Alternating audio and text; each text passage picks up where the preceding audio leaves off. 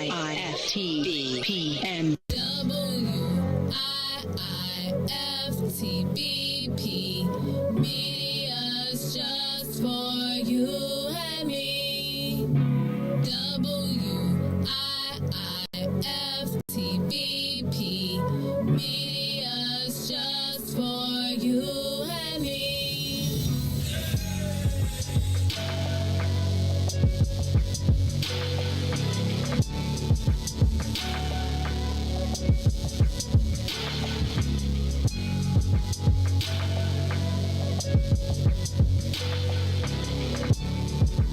It's official, West Suburbs and Chicagoland area. The Naperville Soul Fest is back, featuring a live performance by Avery Sunshine and Carl Thomas on Friday, June 3rd, and Kindred the Family Soul Selena Johnson, and Riis. On stage Saturday, June 4th at Naperville Settlement, located at 523 South Weber Street in downtown Naperville. If you missed the last Naperville Soul Fest, you don't want to miss this one. Get your discounted tickets on Eventbrite or visit NapervilleSoulFest.com for more event details. For vendor opportunities with access to over 7,000 attendees, text 630-202-6431. That's 630-202-6431. Spend your first weekend in June at the Naperville Soul Fest with Avery Sunshine Friday, June 3rd and Kindred the Family Soul on Saturday, June 4th. Check out NapervilleSoulFest.com for more information. What's up, Chicago? This is your man, Maze Jackson, host of The Maze Jackson Show, and I don't know if you've heard the news, but we're moving to the afternoons. Hold up. Wait a minute. Something ain't right. That's right. After 5 years of doing the mornings, we're moving to 3 to 6 every day, Monday through Friday, on Facebook, YouTube, Twitter, and Twitch. So don't worry. We're still going to ask the question, what's in it for the black people? And if you don't like it, you can still tell them. Maze said. It's the Maze Jackson Show every day, Monday through Friday, 3 p.m. to 6 p.m. Don't miss it.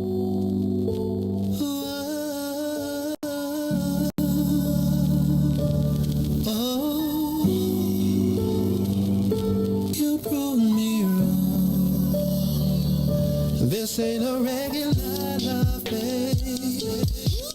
It's that waking out your sleep and me massaging your feet, shit. It's that anything you want, I'm only here to please, shit.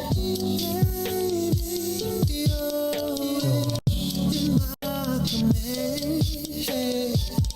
Your kiss sends me a shot of dopamine. Oh no, I never had an interest in love until I met you. And I don't know if it's real or is it just a phase I'm going through. But I feel that it's true. We don't need no labels, babe. What we got is something different. We don't need no labels, babe. Lady, we don't need no labels to show that what we have is something special. For sure, for sure.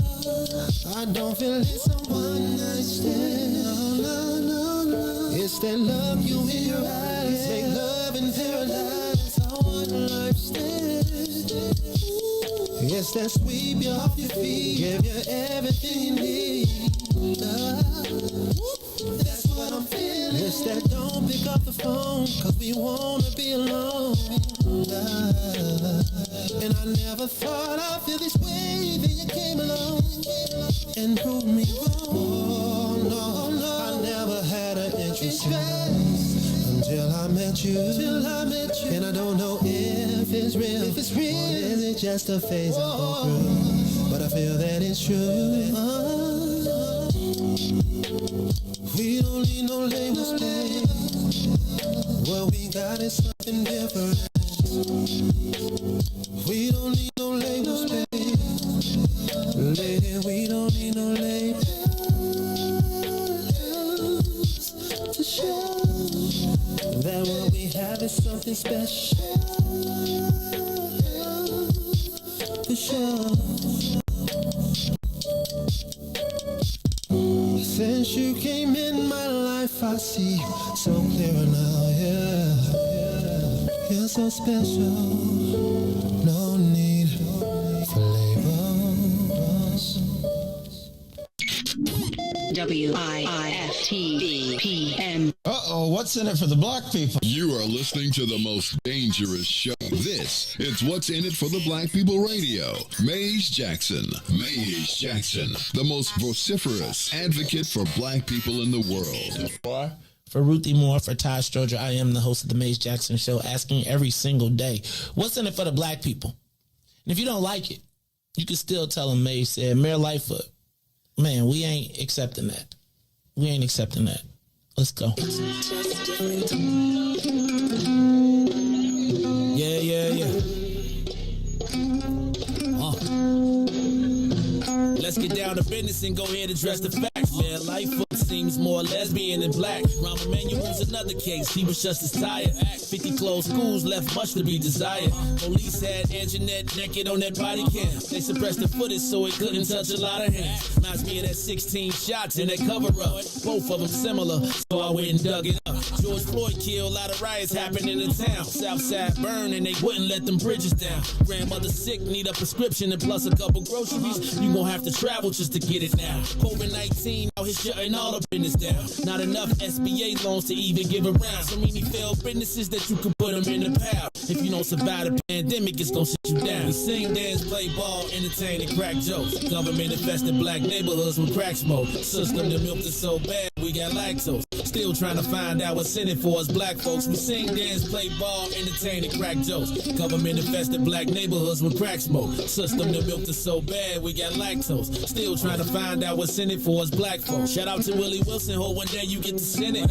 We need some different players in the game to handle business. Too many shady characters like Madigan and Blago. But when you really break it down, it's typical Chicago. City full of gangsters, it's what the land was built on. Same streets with hood legends, DNA get spilled on. Carjackers out here lurking, trying to get they steal on. Looking for a block to put them Hellcat wheels on.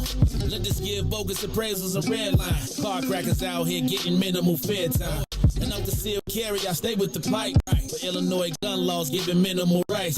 Stay up on the swivel, make sure I'm moving tight. Check all of my mirrors when I pull up to the light. Pick my homie up from out of town, man, he caught a flight. He was hella nervous, told him, shorty, this a way of life. We sing, dance, play ball, entertain, and crack jokes. Government infested black neighborhoods with crack smoke. System that milked us so bad, we got lactose. Still trying to find out what's in it for us black folks. We sing, dance, play ball, entertain, and crack jokes. Government infested black neighborhoods with crack smoke. System that milked us so bad, we got lactose. Still trying to find out what's in it for us black folks.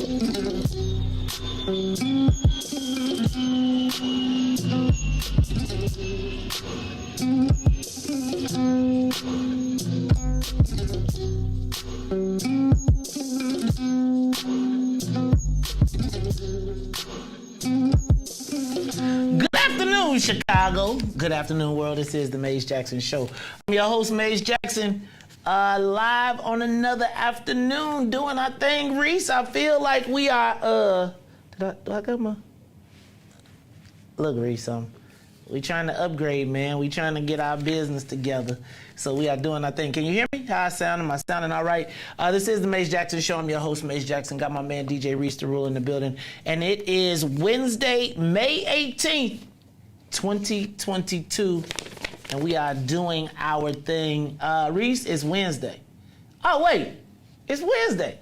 So it's week 304 Wednesday. Is it still week? Now, if we this far back, is it still counting as week 304 Wednesday? Cause you know this about the time y'all start acting up. Y'all start getting some drinks and start mixing it up. But hey, week 304, hey, where your girl Toy at, Riis? You know, man, you got to watch Toy. On Wednesdays I always bring up Toy because, hey man, you know does her mama see her Facebook page? I hope not.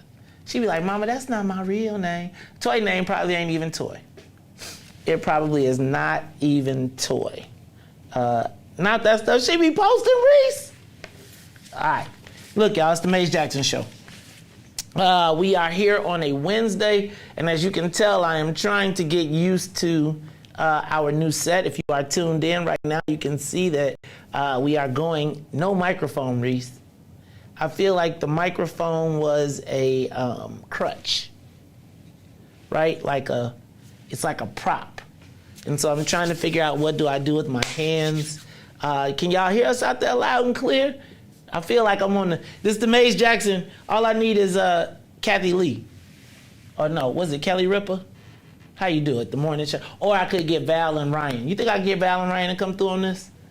Come sit on up here. All right, Riis, it is the Maze Jackson Show on a Wednesday. It is about 3:14, so y'all got about an hour and 45 minutes back at the job, and then you can bounce up out of there.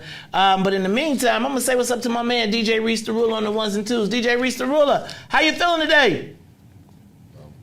I'm blessed by the best. You already know the rest. How you doing that, boss? All right, man. My headphones sound a little, How we sound on air though? Perfect. We sound crispy on air? Oh yeah. I'm a little nervous, man. You know read the comments. They telling you, man, we good. We flying solo. We flying. I'm going without my crutch. My mic is kind of like a crutch. Huh? It's like we on autopilot right now. Right. I feel like I don't have a gear shift. I don't have nothing to talk to. So, but it does make for a much clearer view while we're up here, Riis. You see the bridges? We ain't let the bridges up. You know your mayor is gonna let the bridges up on us someday. All right, so Riis, you blessed by the best. I already know the rest. I'm your man, Maze Jackson. So let's get the soul plane up to 60,000 feet. Let's get this bad boy up and away. I'm gonna get through some of these headlines. Riis, have you seen the story about the Chicago shootings, school shootings? Can you turn my headphones up? Have you seen the thing about the Chicago school shootings? We had 2 yesterday. First, there was a school shooting where a 7-year-old was shot inside the school, Riis. Inside the school.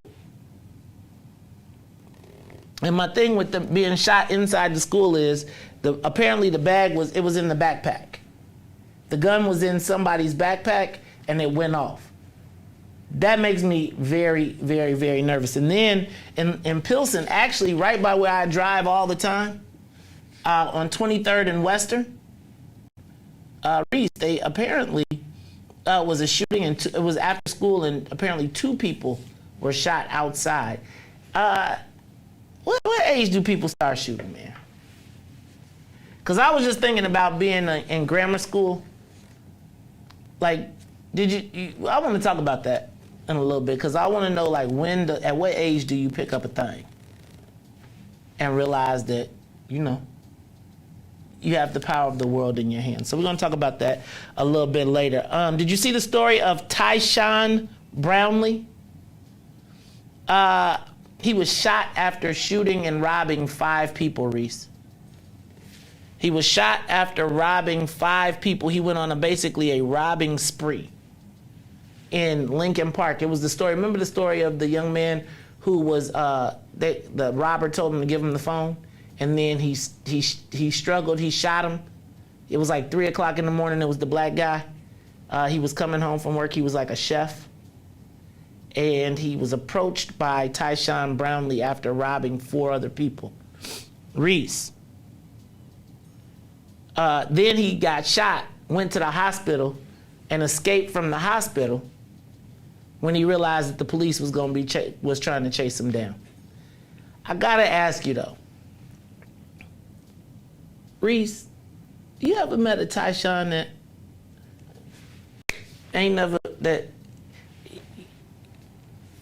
the Tyshawns of the world?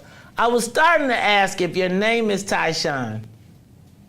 Do you know any good and I don't mean that in a bad way.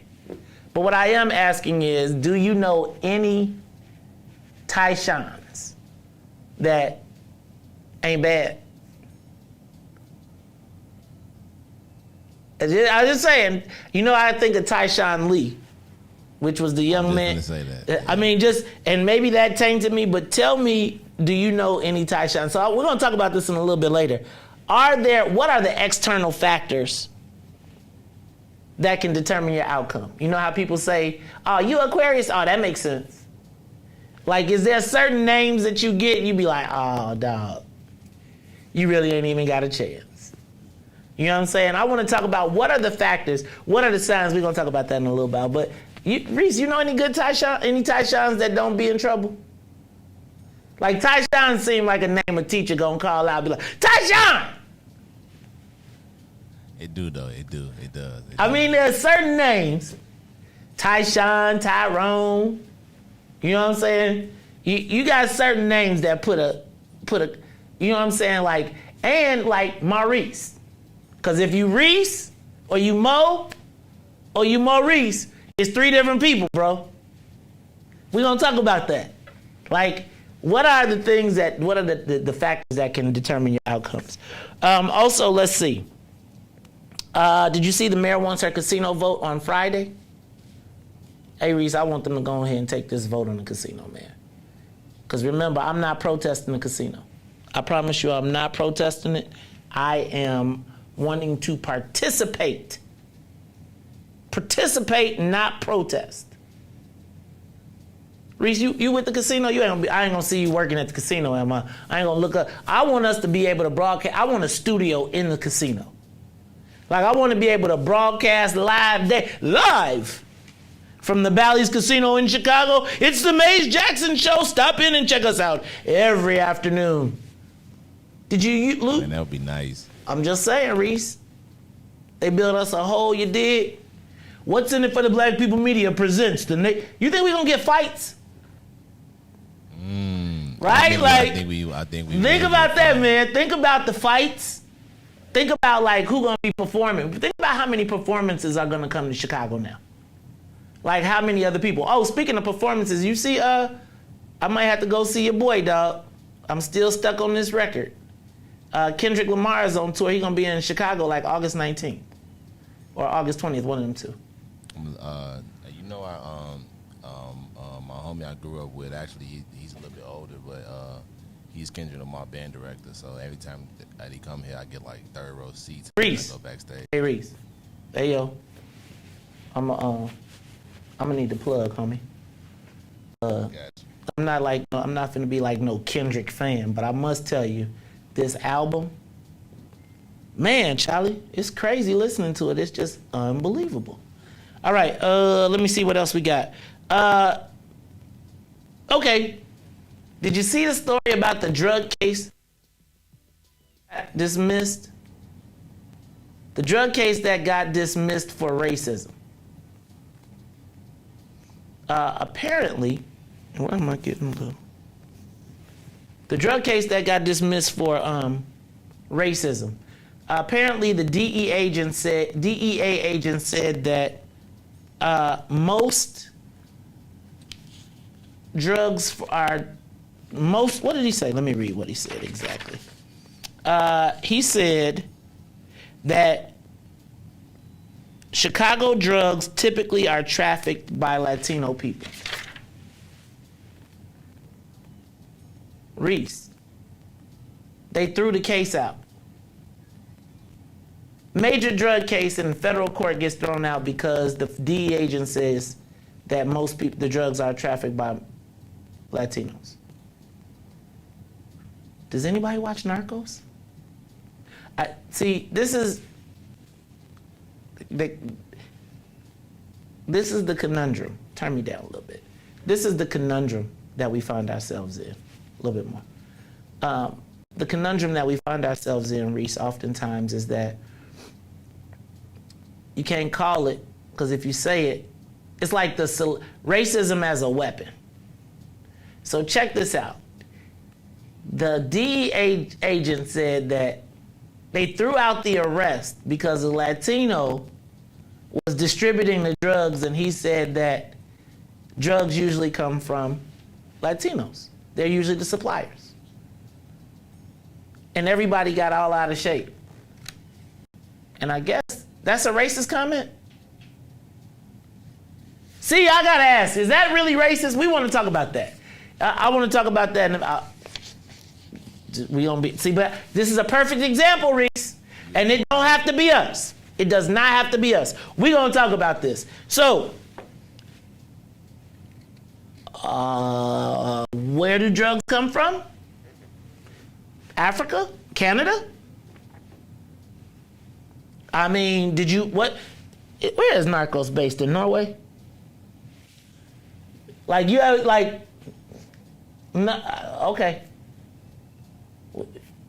See how they do it, Riis? I'm just telling you, don't you say a word. Be quiet. I got this. Hey, y'all, it's the Maze Jackson Show. We're going to talk about that. Because I want to know, does a 2019, 2021, 22, 3-year-old drug case that they was chasing down, Riis, and they, as soon as he said it, they was like, what? And threw the case out. I guess ain't nobody ever watched Miami Vice. Riis. Okay. We're going to talk about that, though. Did you see the story of Daniel Taylor? He's getting out of jail. He was locked up for 20 years $14.25 million. How much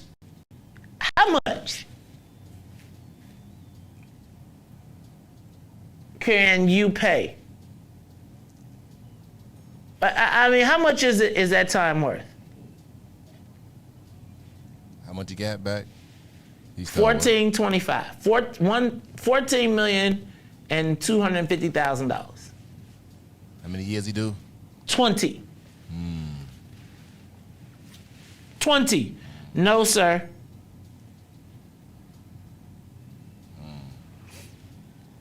All right, y'all. $14 million for 20 years. Worth it? Maybe that. Riis, you crazy. They could pay, I ain't staying no damn year. Riis, you trying to tell me you would, let me just ask you, so is there an amount of money that you could get paid to willingly go to jail for 10 years, max?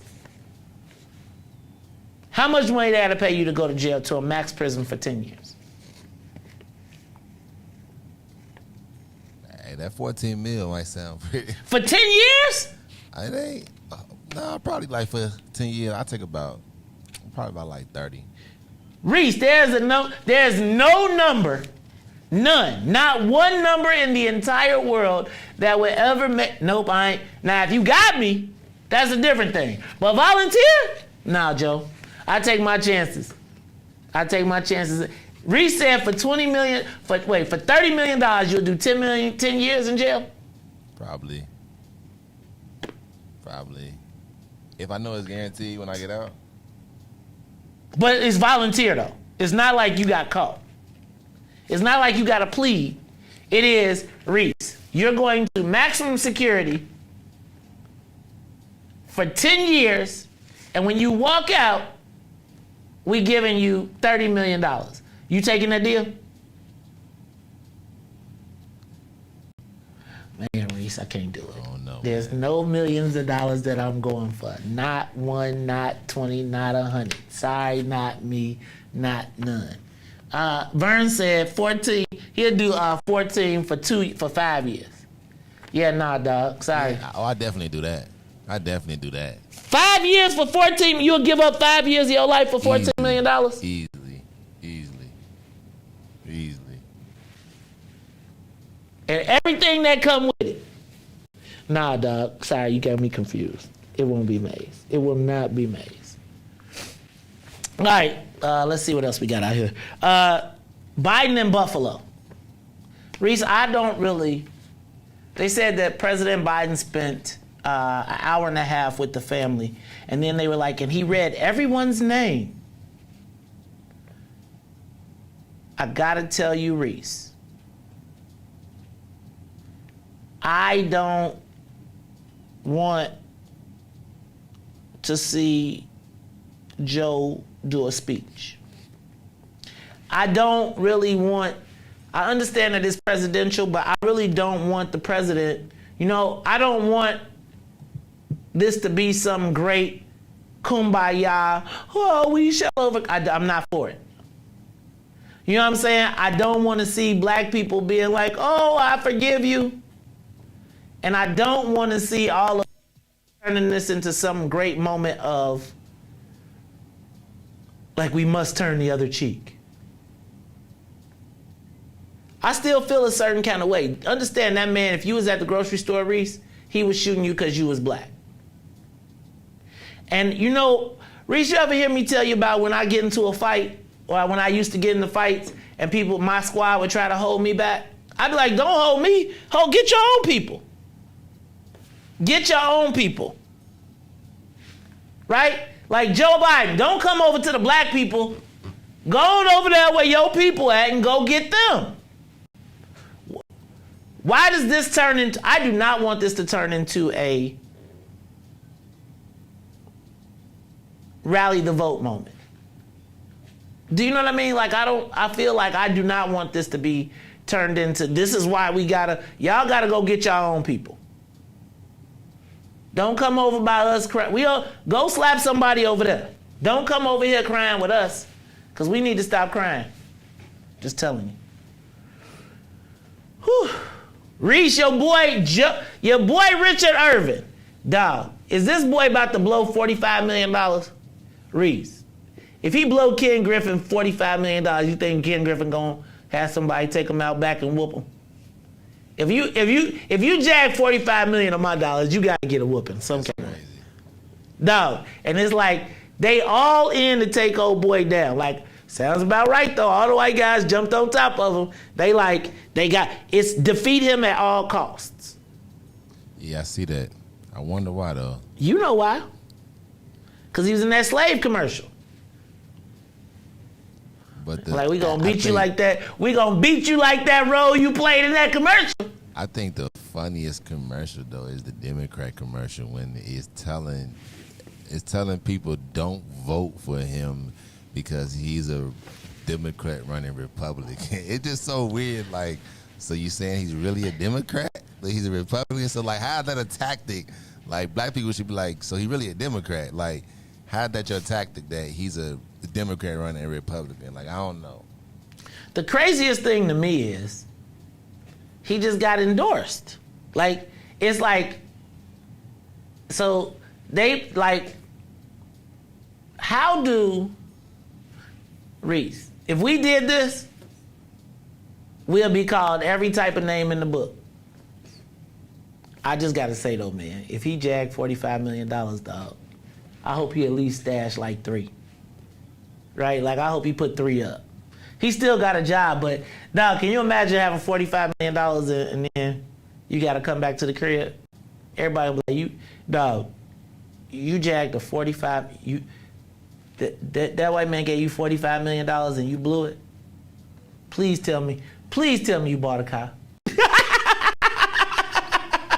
House. Please tell me you bought a house. Right. Like, I got to get that in the deal. All right, y'all. Netflix lays off 150 people.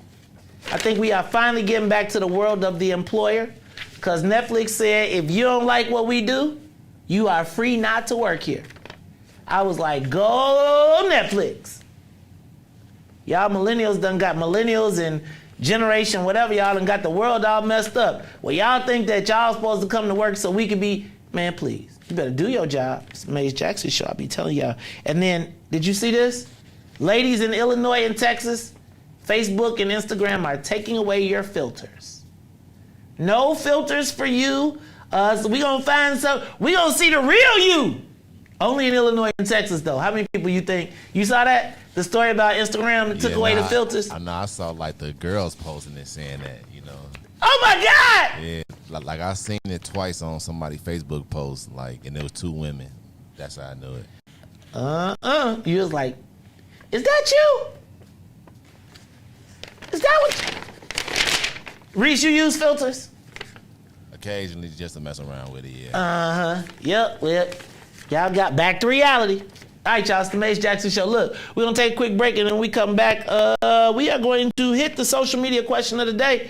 This is the Maze Jackson Show. Maze and Riis every day now from 3 to 6 p.m. We'll be back after. The Maze Jackson Show. We'll be back after this break. WIIFTV-PM. Maze Jackson. Caller, you on the Maze Jackson Show? What's up? Hi, this is Katie. How are you? Hey, okay, hold on. I'm going to make an official nomination right now that we make Katie the new president of the phone club.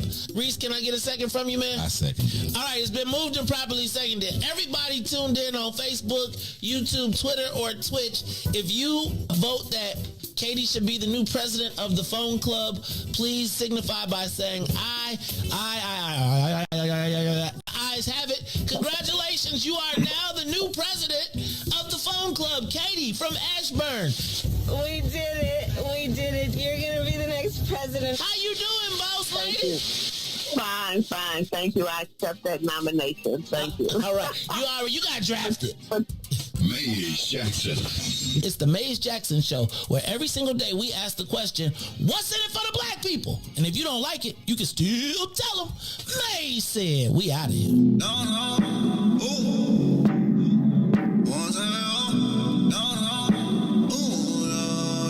Crescent moon, drop top cruising.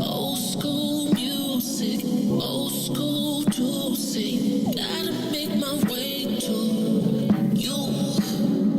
Pull up on that ass like, ooh. I wanna take you to New York, Chicago, LA, Houston, down all over London, Paris, everywhere, everywhere. I'll take you downtown, girl. Show you all the kind of things in life. I wanna take you downtown,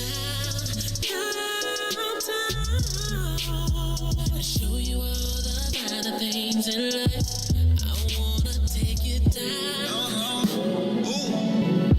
I wanna take you down. I wanna take you downtown, girl. Show you all the kind of things in life. I wanna take you downtown. Show you all the kind of things in life.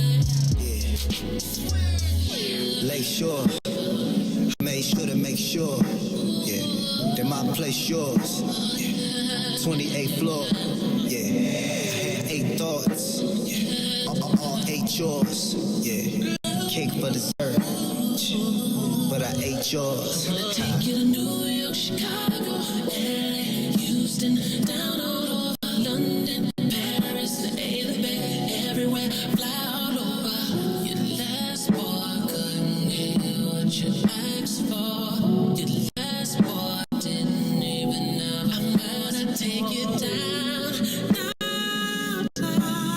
girl. Show you all the kind of things in life. You are listening to the Maze Jackson Show. I'm your host, Maze Jackson. Riis, I still be I'm trying to get used to it. Hey, y'all, in case you don't know, this is the Maze Jackson Show, and we've moved to 3 to 6 p.m. every day. So Monday through Friday, 3 p.m. to 6 p.m., you can get us on Facebook. How do I do that? Riis, I'm trying to figure out. So if I want to get you on, how do we do it? Facebook, YouTube, Twitter, and Twitch. You can get us the Maze Jackson page, or just Google Maze Jackson, and you can catch us. That's right, every day, Monday through Friday. Riis, I'm getting used to the new look, man. You know, we get a new office, now we done got fancy. I got the look, I feel like an artist. You know how, you ever seen on the concerts when the artists be like, oh, and they be singing and they be got those things in their ears? I got my own today. So I feel like, and I'm still trying to get used to them. Ouch, this one hurt my ear a little bit. But all right. Riis, looks like it's about that time. I know we moved, and I know that they was moving stuff around. You had it yesterday, but maybe you can help me out. You got it? If you do, I'm ready for it. I'm ready for it. Hit that button for me, Riis. It's time for the social media question of the day. Riis, what external factors shape your outcome in life? What external factors shape your outcome in life? You know what got me to thinking about this? Tyshawn. This story of Tyshawn Brownlee. And as I was thinking about the story, Riis, and I heard his name, I gotta tell you, I said, dang. With a name, okay, without being offensive to anybody, I do feel like the name Tyshawn, do you kind of expect a little trouble? Just a little. Right? Like, worst case, class clown. Best case, class clown. Worst case, he off the chain. Right? I want to know, are there external factors that can determine your outcome? Like, say, your name. Riis, are there names that if you got that name, you ain't got a chance? Like, seriously, you think when you go for a job interview and you say your name is Tyshawn, you ever seen, a Tyshawn lawyer? Doctor? So Does your name have any impact on you? Think about all the studies that tell you that if you got a certain name on a resume, you're not gonna get a job interview. What about? So I'm listening to this Kendrick. I gotta stop referring to this Kendrick Lamar, but I am gonna keep referring to it. He was talking about all of the things that are negative impacts on your life that have are factors that determine why our children act the way they do. And I want to know, what are the things that actually can shape your outcome? Does your sign have anything to do with you? You believe in astrology? A little bit. So what sign are you, Riis? Pisces. Pisces. So you a fish. You in the water. What is the signs of a Pisces? Do you match those characteristics when people tell you? My sister says I'm an Aquarian. We Aquarius all day long, but I don't really know what an Aquarian does. I'm like, oh yeah, that makes sense. You're Aquarian. So does your okay? So Riis, what is a Pisces? What are the characteristics of a Pisces? I'm gonna hit it. SCES. Pisces. And what does it say on there? What does it say? Characteristics. Let's see. Pisces characteristics. Pisces people are known for being emotionally sensitive, gracious, and emotionally aware. Pisces characters are regarded for being among the most sympathetic of zodiac signs, and they will go to great lengths to ensure happiness of those around them. They're also creative and imaginative. I'm going to give you the creative and imaginative. I ain't giving you the rest. That's me right there, to a T. The creative and imaginative? Nah, the whole thing. You ain't. The whole thing. Sensitive. Nah, dog. Nope. Man, the whole thing, me. So what are the other things that impact you, or that can shape your outcome? Aquarius. Aquarius people are advanced, self-reliant, clever, exceptional, and optimistic. Air is their elemental sign. Aquarians, like air, lack a distinct form and appear to resist classification. Others are enthusiastic and active, while other Aquarians are calm and sensitive. That sounds like me. That whole advanced, self-reliant, clever, exceptional, and optimistic, that's me all day. But I think people be mad at me for all of those same things. They be like, who you think you are? You think you smarter than somebody? Self-reliant, I do it myself. We should have a reader come on here one time. Hey man, ain't nobody, that's the work of the devil. Hey man, the astrology is the devil's work, my daddy taught me. I know they did, but still though, it's okay. In today's world, like have a little reader come up here and see, since we trying to figure out facts. I think that'll be all right. Okay. What about school? For sure, the school. Does the school that you go to impact you? School environment. Neighborhood, the people you're around, all those things can shape you, and then it can shape.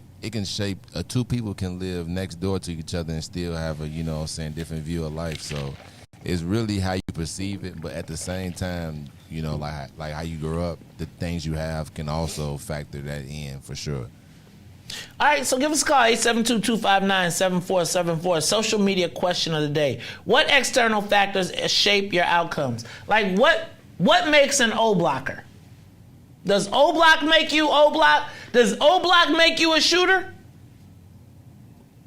Or does living in the neighborhood, how does a person live in a neighborhood and not be affected or impacted by it? Or let me not say, because I think you can't help but be affected or impacted by it. But how do some people escape it, and how do some people survive? Or what stops you from succumbing? Like, can you be in a neighborhood and not be bad, not be bad, but not fall to it?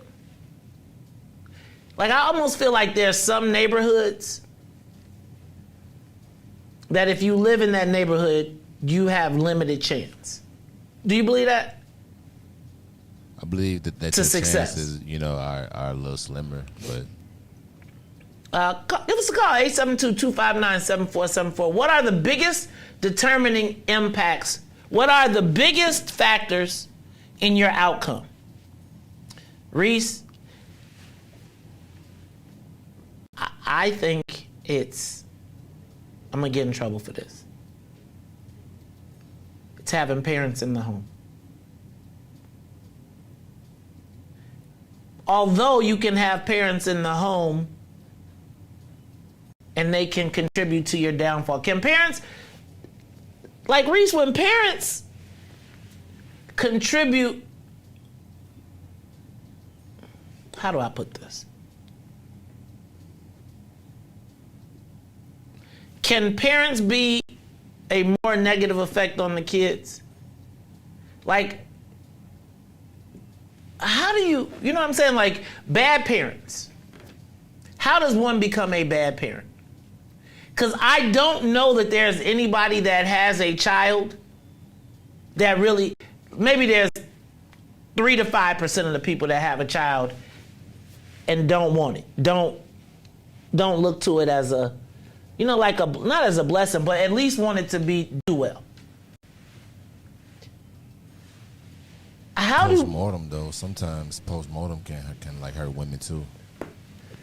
You saying post? Okay, so I'll give you that. Okay, I'll give you that. But my question becomes,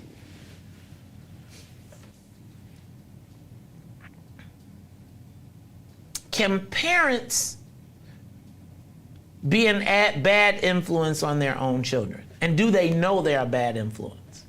Like when you see the video of a mom with a shorty smoking a bee and a gun and mama got him dressed that way, does she want him to be Tyshawn? Does she see, how do parents envision the success of their children? Especially if you come from a challenging environment. Do you know what a successful, like I almost feel like there are people that be celebrating what I would consider almost like a failure.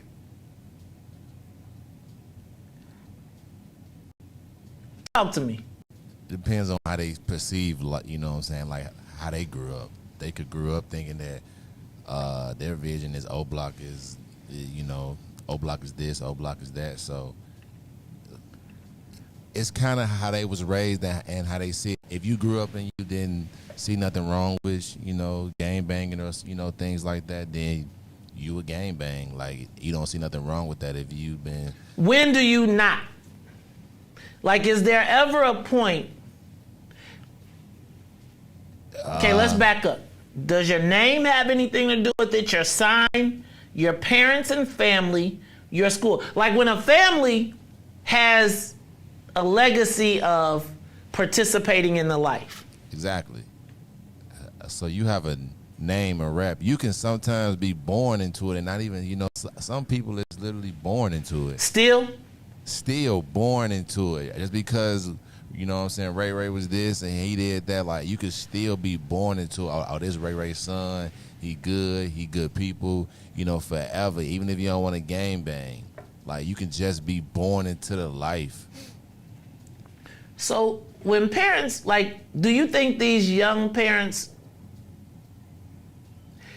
like when the mom sees a child on one of the videos, anybody can get a video. Do she say, "Ooh, look at my baby"? Or she be like, "Boy, put that gun down. Boy, I beat you." Like, I'm trying to figure out, when do you get to the point where you be like, how do you tell your parents you're a drill star? And what parent says yes, knowing the outcomes?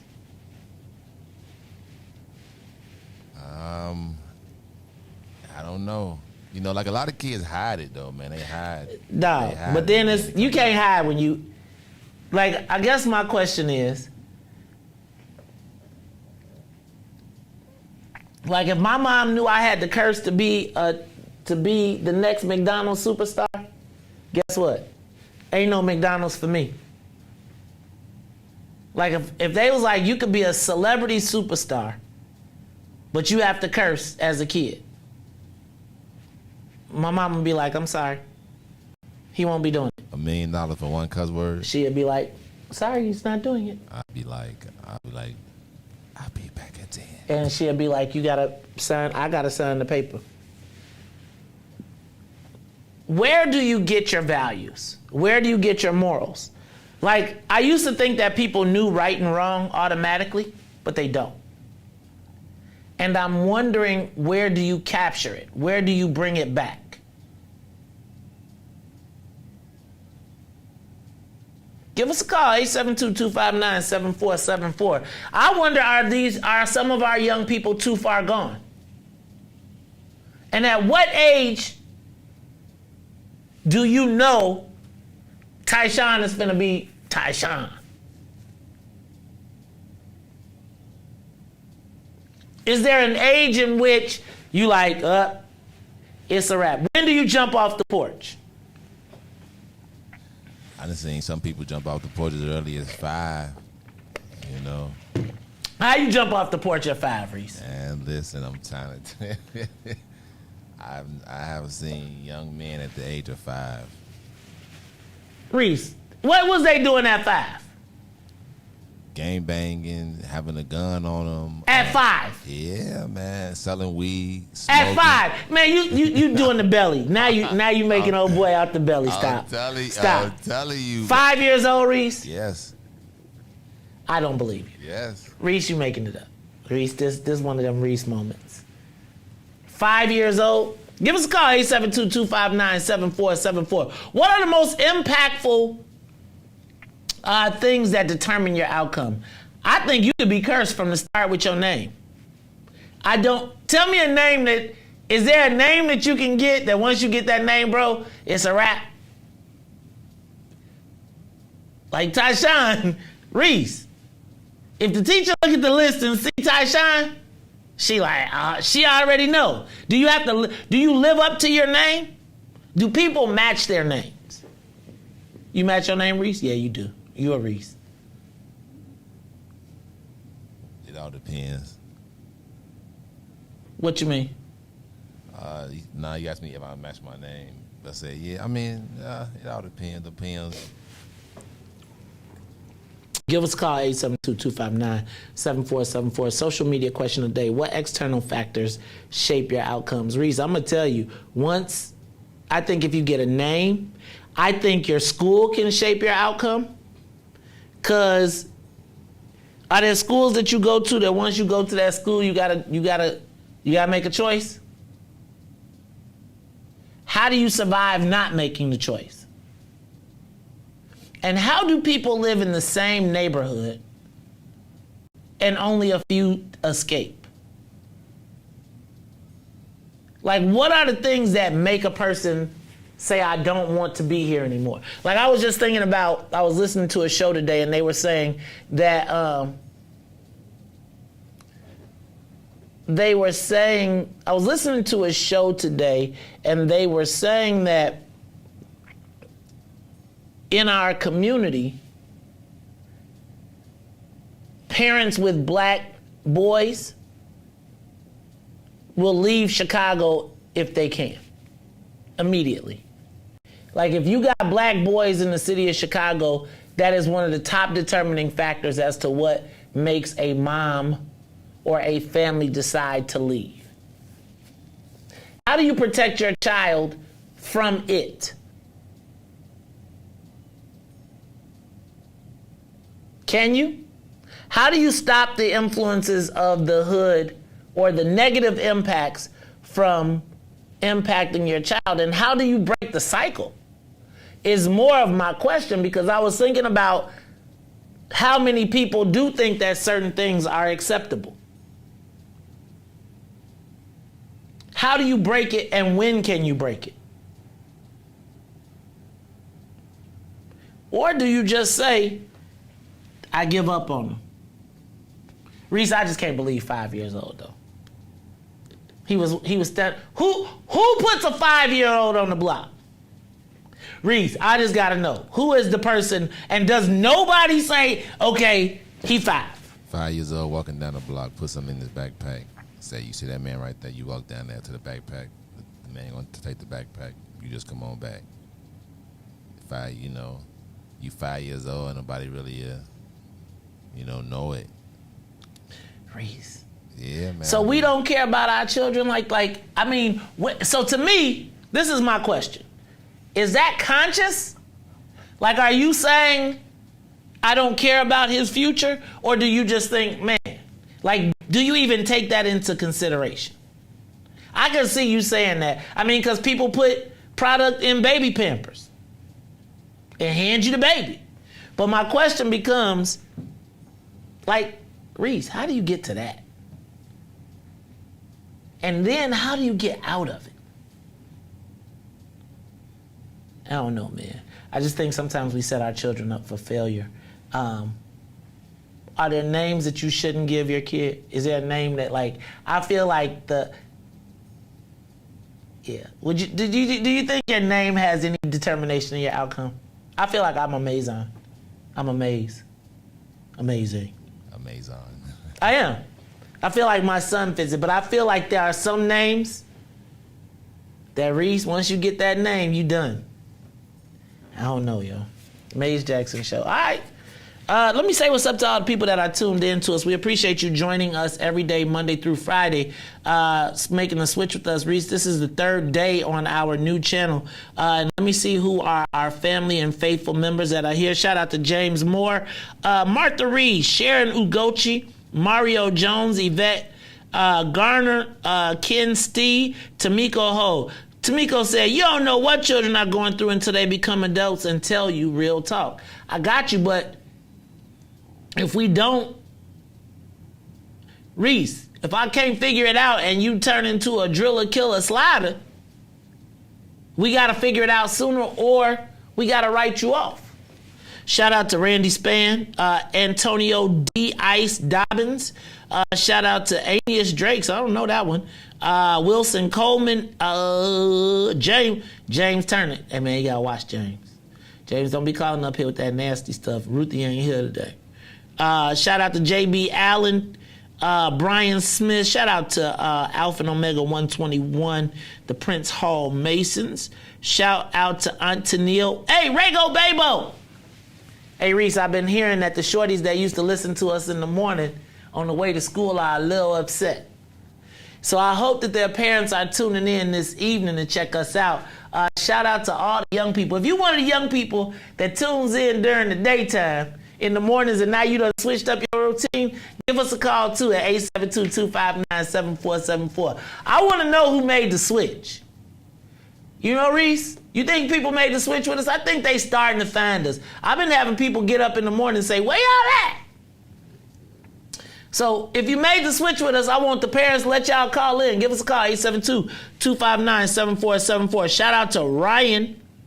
Shout out to Tiger Lily. Shout out to Desmond. Let me see. What's that, Anita Moore? Anita Moore. Let me see who else. I got Yvette Garner. Valencia E. As well as Jerome Williams. Kevin B. Christopher M. Devine. Sheila. Marjorie L. Tatum. Randy, you be talking smack. Alvin E. Norton.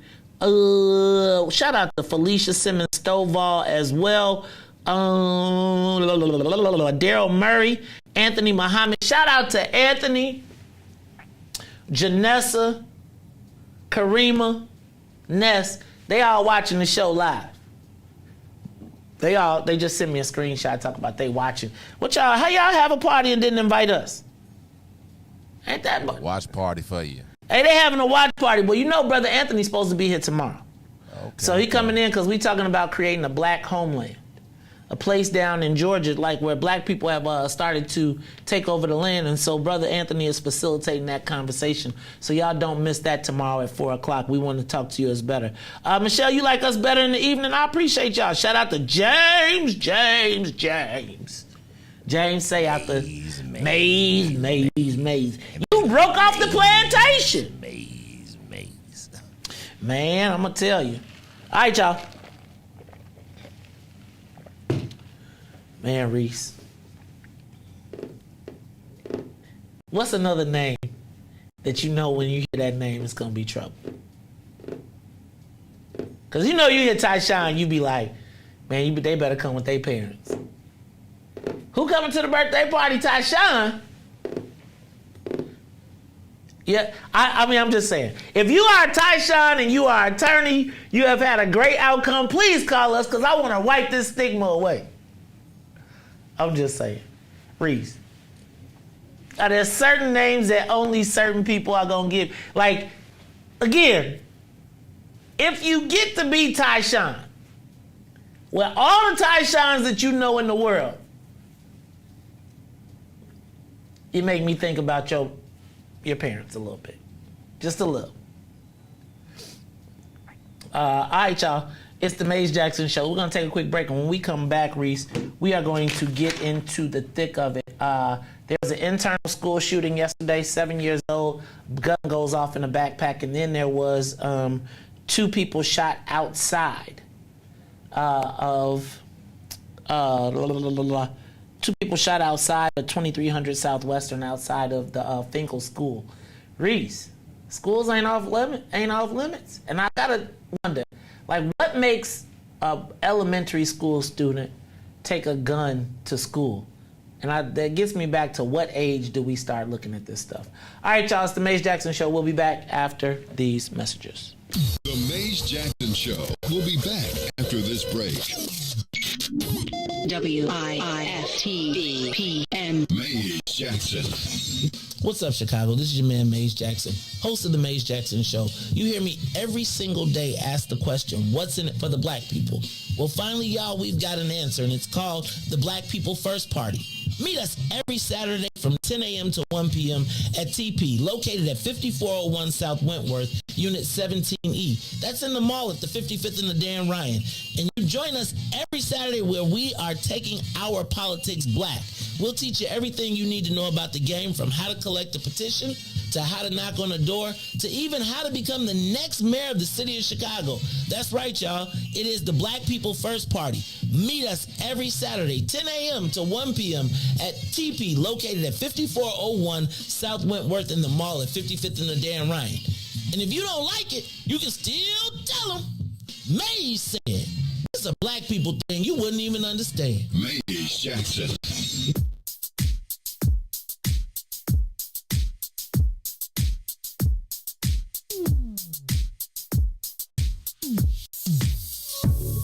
I don't know what you did, but you did it right. Girl, you make it look so easy. Everywhere you go, heads turning left and right. Can't say you a dime, you're a 20 piece. Cause girl, you're the reason I be acting funny. Everything in me telling me don't let you get away. And all the guys looking like they wanna love you. Every day I'm your body, got not over my dead body. Why you gotta look so good? Why you gotta look so good? Why you gotta look so good? With your hair done, nails done, when you put that grown on, why you gotta look so good? With your hair done, nails done, when you put that grown on, why you gotta look so good? I can look and see you're not an average chick. You're shutting it down everywhere you go. Girl, I want you as bad as I wanna check. Cause you're sexy from head to toe. Girl, you're the reason I be acting funny. Everything in me telling me all that you get away.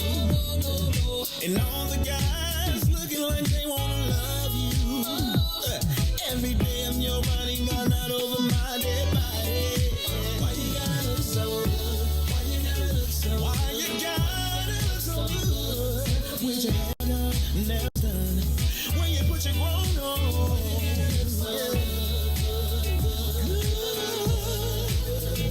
It's something about you when you put your grown on.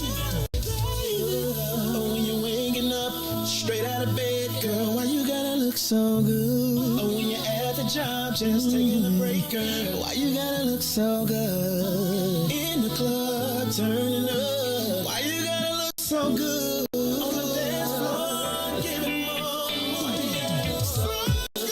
Why you gotta look so good? Why you gotta look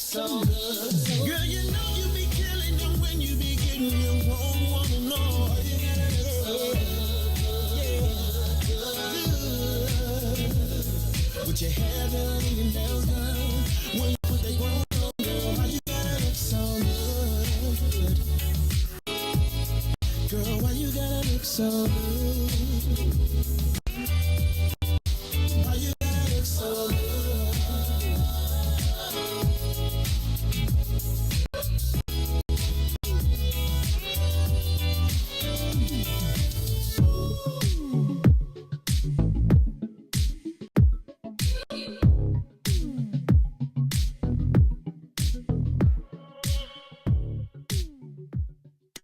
To the Maze Jackson Show.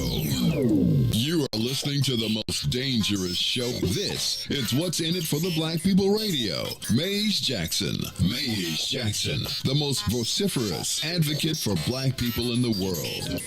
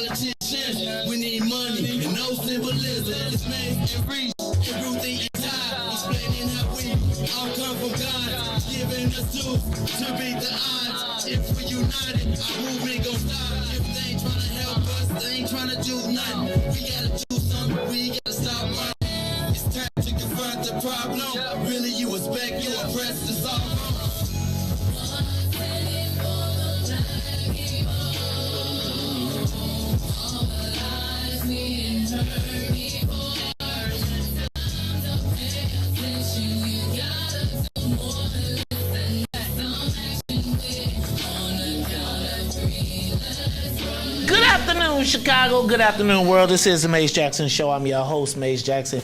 Got my man, DJ Riis in the building on the ones and two, and it is 4 o'clock, which means it's about 4:07, which means y'all got about 53 minutes till it's time to get up out of there. In the meantime, y'all check in with us. It is the Maze Jackson Show. I do want to hear from you if you made the switch. Give us a call, 872-259-7474. But I do want to talk about a serious subject. Riis, I don't know if you saw the story. There were 2 school shootings in Chicago yesterday. And with those school shootings, they both had different similarities. But I just used to remember when it'd be like, not on school grounds. You can't touch me, I'm on school grounds. And now, Riis, there was yesterday a shooting at Walt Disney Magnet School, and I feel like that's supposed to be a good school, right? Walt Disney Magnet School, apparently a 7-year-old got shot. Riis, can you imagine being 7-year-olds and get shot? But apparently it was a gun that was inside of a bag that discharged. Now, I don't understand how a gun inside of a bag just discharged unless you had the trigger cocked. No safety. But shot inside the school. Inside. So the gun was already in the school. Does it mean that we need to start putting metal detectors in the school? And at what age are kids no longer safe from each other? So I think there's the whole concept of the school shootings, Riis, that we talk about oftentimes, that are, the vigilante that comes into the school and shoots the kids and you lock down. But what do you do about kids that bring weapons to school? And what makes a kid bring a weapon to school? Let's back up. Riis, have you ever brought a weapon to school? Well, not you personally, but you know anybody that brought a weapon to school? For sure. And why did that person bring a weapon to school? Well, first of all, what was the weapon? Somebody that brought a knife, somebody that brought a gun. So, yeah. And did you see it? Of course. And how did you see it? He showed it to me. Why did he show it to you? Was he brandishing it or you were just his guys? Yeah, it was just one of the guys. Riis, why does one of the guys bring a knife, gun, pistol to school? Depends. various of reasons. One, it could be some trouble in school. It could be trouble in school with the teacher. Nah, with somebody, local gangs in there. You could be gang. And people get on the bus coming from different areas. It can be beefing like that, especially in the world today, man. These young kids, they are really out here shooting. So, when you have that mindset in there, going home, living in the wrong neighborhood, so you may just need it to go home to make it to school and then make it back. Do you think people take those weapons with the intent of using them? With the intent, or do you take it to use it, or do you take it to make people back up? I guess it started off as protection, but when you're in a certain lifestyle, it kind of becomes that as a lifestyle. So yeah, and then it's even in rap songs today they flourishing it, saying how King Von brought his gun to school, so I brought mine the next day too. So when you hearing that and all that is that all that kind of plays a part too. So does it amp it up? Right, you know what I'm saying? Like, how many times do you think a child really needs a weapon in school? And is it a weapon because somebody else has a weapon, or because they're outnumbered, do you think? What makes you go from I'm scrapping to I'm bringing a pistol or a knife to school? And I want to talk about it because, Riis, there was a time when I brought a knife to school. So I'm going to talk about it too, but I'm just curious to know. I don't think people really scrapping that much, man. They, when you don't hear, fights in songs, you hear shooting people in songs. So when that's what I hear and stuff like that, and that's what I grew up around, I saw this kid, he fought this boy around my old neighborhood. He beat him up real bad. About 2 hours later, the kid came back with a gun and blew his brains out. It just that quick. Just that quick. So these kids are really, really out here. I know it sounds crazy, but they're really out here. Like you see the videos that you showing us up here. So let me ask you, what do we need to do to protect? Because this is now elementary school. First of all, so Riis, you said 5. I'm not going to give you 5. I want to say I'm going to say that's an extreme case. Can we agree that that's extreme?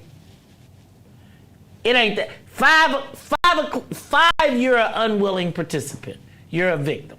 Correct. At what point do you say, my name finna be Lil Homicide? At what age?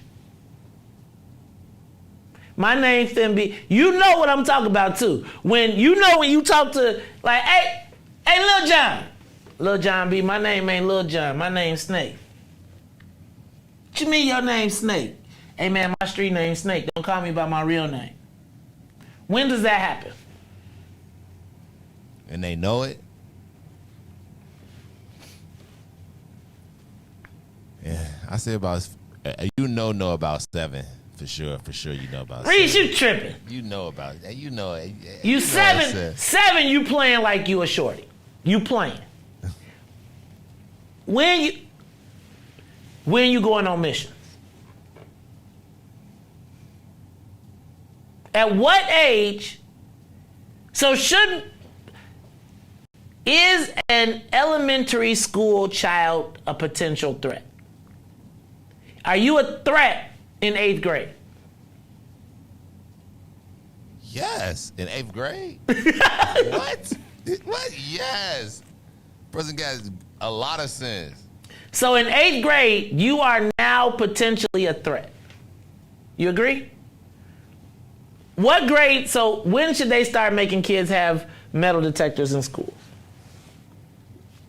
In Chicago? Yep. 1st grade. 1st grade. It's not because of 1st grade, because usually in Chicago, elementary school is usually 1 through 8. So if that's the case, then there should be, since it's 1 through 8, then put it in 1 through 8. Should we break those schools up then? Break them up and do what? Like, so do you think, because in Bolingbrook it's 1 through 5. It's kindergarten through 5th grade. Then 6th, 7th, and 8th. Now I can tell you in 6th, 7th, and 8th. For sure. Yeah, it's problems. But should 1st and 5th, see, I don't know that kindergarten through 8th grade should be in the same class, in the same school. Like, I think you break a barrier when you cross 5th grade. Like, I think 5th grade, because 6th, 7th, and 8th, you damn near adolescent. You starting to get urges. You starting to feel all type of stuff. And I don't know that you should keep, I think you can still keep your innocence. But if you start putting 8th graders with 1st graders, when they done already jumped off the porch, that's when you do get this situation. So give us a call, 872-259-7474. What age are kids becoming a threat? A child was shot inside of the school because he brought a gun to the school, he or she. The gun discharged while in a bag and shot a 7-year-old. Do we need metal detectors in grammar schools now? And are there metal detectors in grammar schools? You know, I want to talk to my local school council leaders who should give us a call too, 872-259-7474. When do kids become a threat? At what age? Do you have to now start looking at young people as a potential threat? Because I was thinking about the person that comes to school with a gun, there's 9 times out of 10 already being threatened and feels they need the gun for protection. Facts. And so my question is, what age should we start suspecting or being cautious about our children? See, I don't know that I want my child to have to go to a school with a metal detector to get in it. Like, I want this, but like when you got a metal detector students, Riis, I don't know if my child is going to that school. However, what age? Because then you saw what happened at Finkel School. That's where 2 people were shot. One of the violence interrupters was actually shot. And a student, a 17-year-old student, was shot outside after school. Riis, is there no sacred place? Is there nowhere that, and they said it's based on a historical beef, but like, man, Joe, you shooting at the school? At the school. That's how these kids are nowadays, man. Anybody can get it, you know, wherever, on site. It's no code. None? On site. And there's no concern for the life of anybody else. Gotta get you, because then you might, how do I know that you don't have that same compassion for me? How do I know that you know, you may see me and be like, I'm gonna let him pass. How do I know that you won't say, you know, nah, I'm gonna get him today. So if I'm living a lifestyle and I understand that, then if I see you there, then I'm aiming for you, but so that's how they thinking, man. Give us a call, 872-259-7474. What age do we need to start? Auntie Neil said you got to start checking book bags. I mean, you could check a book bag, but like, I'm not bringing a pistol in the house, right? I'm gonna stash it outside. And then I'm gonna pick that bad boy up on the way to school. And I'm gonna toss it in the bag. But Riis, do our children feel safe? Like, I feel like if a child brings a gun to school, he doesn't feel safe. But then, what is the penalty for the child bringing this gun to school? Should that child be punished? Of course. Of course. Suspended? Expelled? Expelled. You know, shouldn't be allowed in this, you know, in the school. That's people's lives that was at stake just now, you know. You know, that could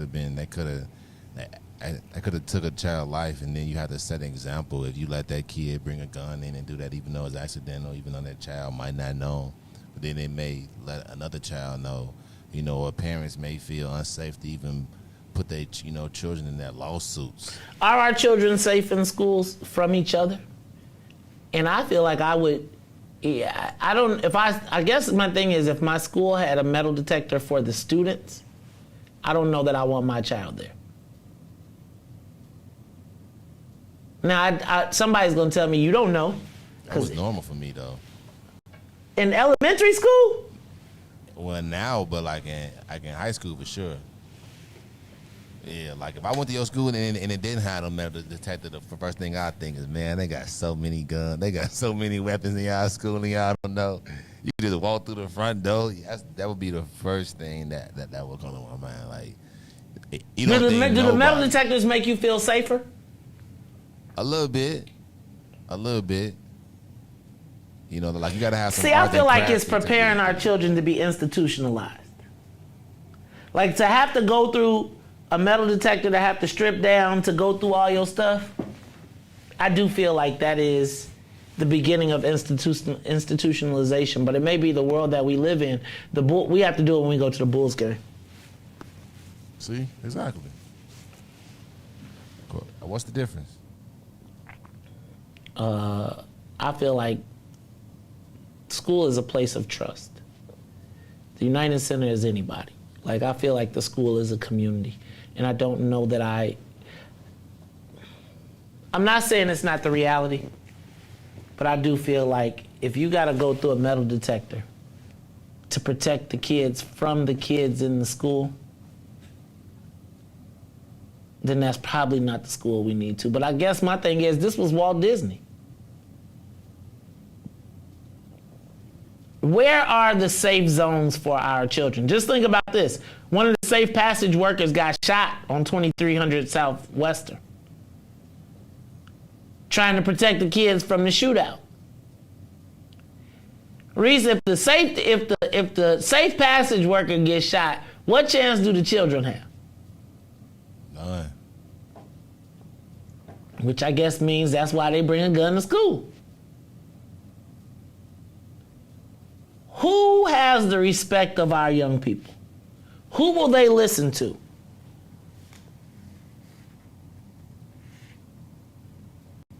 I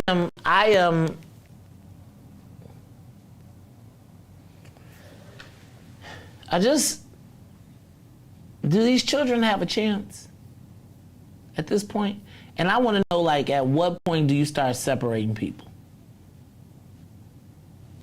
Like, if you act out in 7th grade, when do I start pulling you and putting you in the BD class? When do I send you to Moses Montefiore? You went to Moses Montefiore, didn't you, Riis? Give us a call, 872-259-7474. Are our kids safe in Chicago schools right now? I just feel like I don't know what we need to do to protect our children in the schools. Give us a call, 872-259-7474. We are talking 2 school shootings this week, internal school shootings. That means that it wasn't outside people coming in. It was people in the school. 7-year-old got shot, and then people right across the street having a shootout at the school. Riis, you got somebody on that line? Call you on the Maze Jackson Show. What do we need to do to keep our children safe? Hey, thanks for taking my call, Maze. James! Hey, what's up, man? I seen you and your brother was ganging up on people. Hey, man, I'm going to tell you, my parents moved from K-Town the second half of my 1st grade year. And I'm telling you, Riis is telling the truth. You know, we was already out fighting and stuff like that. You know, some children are more advanced in certain things than others. With me and my brother, it was, you know, especially me, fighting and that type of thing. I was listening to something on Facebook, watching something on Facebook. This 4-year-old girl, 4 years old, already knew her periodical tables. She knew her multiplications. And I'm looking, and I'm like, this little girl probably going to finish college by the time she's 10 years old. You know, I mean, and I think Al Sharpton said he gave his first sermon when he was 4. So some children are just more advanced than others in certain areas. For me, it was always physical. You know, by the time I was 11 years old, I'm lifting weights and that type of stuff. You know, I've always been physical. You know, so when Riis said 5 years old, yeah, that's true. And I tell people some of the stories sometimes, and they can't believe it. They just think a 5-year-old little baby. You know, but some children are more advanced than others. You know, and I knew children. I try not to use the word kid, but children, before I even finished the 8th grade, already trying to get their tattoos off their arms because they was already gangbanging. You know, 5th and 6th grade. How do you get a let me back up. How do you get a tattoo at age 8? I know somebody had a tattoo at age 8. How do you get a tattoo at age 8 and where your mama at? What your mama say when you do that? Like, she don't cut your arm off? If I came home with a tattoo at age 8, I'm confident my mother would have cut my arm off. Confident. Maze, you and your sister are different. All right, y'all grew up with brilliant parents. They raised you and your sister in good communities. They fed you education. That's obvious. Y'all got good education. Y'all got good personalities. But some people, when they come up, you know, rough, you know what I'm saying, you grow up fast. That's unfortunate, but it's true. You know, so when Riis said that, I wasn't surprised. I knew guys trying to get, like I said, trying to get out of gangs before they even finished the 8th grade. You know, they had already they was already en route to changing their life. You know, smoking weed, all that stuff. You know, yeah, man, it depends on what I know it's hard to believe because you grew up in Bolingbrook. I think you said you were born on the south side, but you grew up in Bolingbrook. I don't know when your parents moved you to Bolingbrook, but man, when you grew up and you're in the middle of that, yeah, man, that's your reality. You mean to tell me shorties will actually smoke weed at 5? I know, yeah, 7. Well, man, how does that happen? Does somebody think it's cute? Here, hit this, and then he just becomes a smoker? Yes. I knew shorties smoking weed like that. I knew it. How do your lungs even handle that, bro? Like, I don't, I'm not saying, I saw belly, right? And I'm not going to front and say I ain't never seen no wild shorties. But who gives a 5-year-old a blunt to smoke? Do they think it's cute? Somebody else crazy. They came up in a bogus household. They crazy. And then they befriend some other crazy people. You know, this is why when people talk about black people experiences in America, you know, we have to go a little deeper and discuss how we got here in the first place. We are kidnapped people, you know, and there was never shown a whole lot of love. And on top of that, we got a government working against us. And they still work against us. You know, this ain't brand new. So to have people doing crazy things, raising their children crazy, you know, then they got crazy children, you know, and they're in the neighborhood of crazy people. What you gonna expect but crazy? And then on top of that, you got the police attacking you. You got judges and lawyers, they're not gonna be fair with you. So it's like it's a cycle that has not stopped, you know. And look, once you cross that threshold of crazy, you know, it's difficult to come back from that. You're right. It is. You know, so I'm just saying I'm going to admit this. I've been guilty of saying, okay, you need to read more books. But then I have to think about some of my life experiences. You know, I'll talk something like that when my life is going good for me. You know, but then I have to remember where I came from and how it don't take much for me to cross that threshold again mentally and start being crazy. You know, I've had some issues, to be straight up with you. You know, and I'm not the only one. So like I said, when Riis said what he said, that didn't surprise me because I've been there. You know, so I'm gonna leave it right there. And appreciate you taking my call. You should have a woman up in there. I see you dressing with suits and stuff like that. I knew you was gonna do it, James. I was like, James did a whole 6 minutes and he ain't even getting nasty. And then he had to close it out with a nasty call. James, you would not be big. I'm calling you not Big Truck James Turner, right? Big Truck. Hey, man, we appreciate you calling in, always keeping it lively. I'm going to tell Ruthie you was telling her about that swimsuit, too. Hey, it's my man, James Turner, calling in. Look, we got another caller. We'll take your call. What about these kids, these young people, man, these children? Talk to me, man. What age do they jump? Man, what's going on with it, bro? What's up, Devo? Hey, man. Metal detectors at your school? What's up? Man, of course, man. Hey, it's just a redundant safety security feature. It ain't indoctrinating nothing. People who kids travel, they're used to taking their shoes off and going through the metal detectors at the airport. So, you know, it's just a redundant safety feature, man. We keeping it real. Like, it's okay. I think the issue is three things: values, discipline, and faith, bro.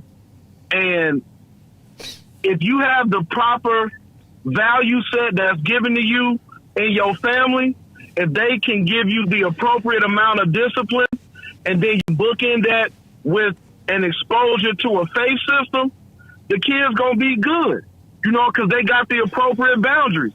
Any one of those, without any one of that, it could be problems, you know what I'm saying? But, you know, as a parent, you gotta look for the appropriate values in your mate.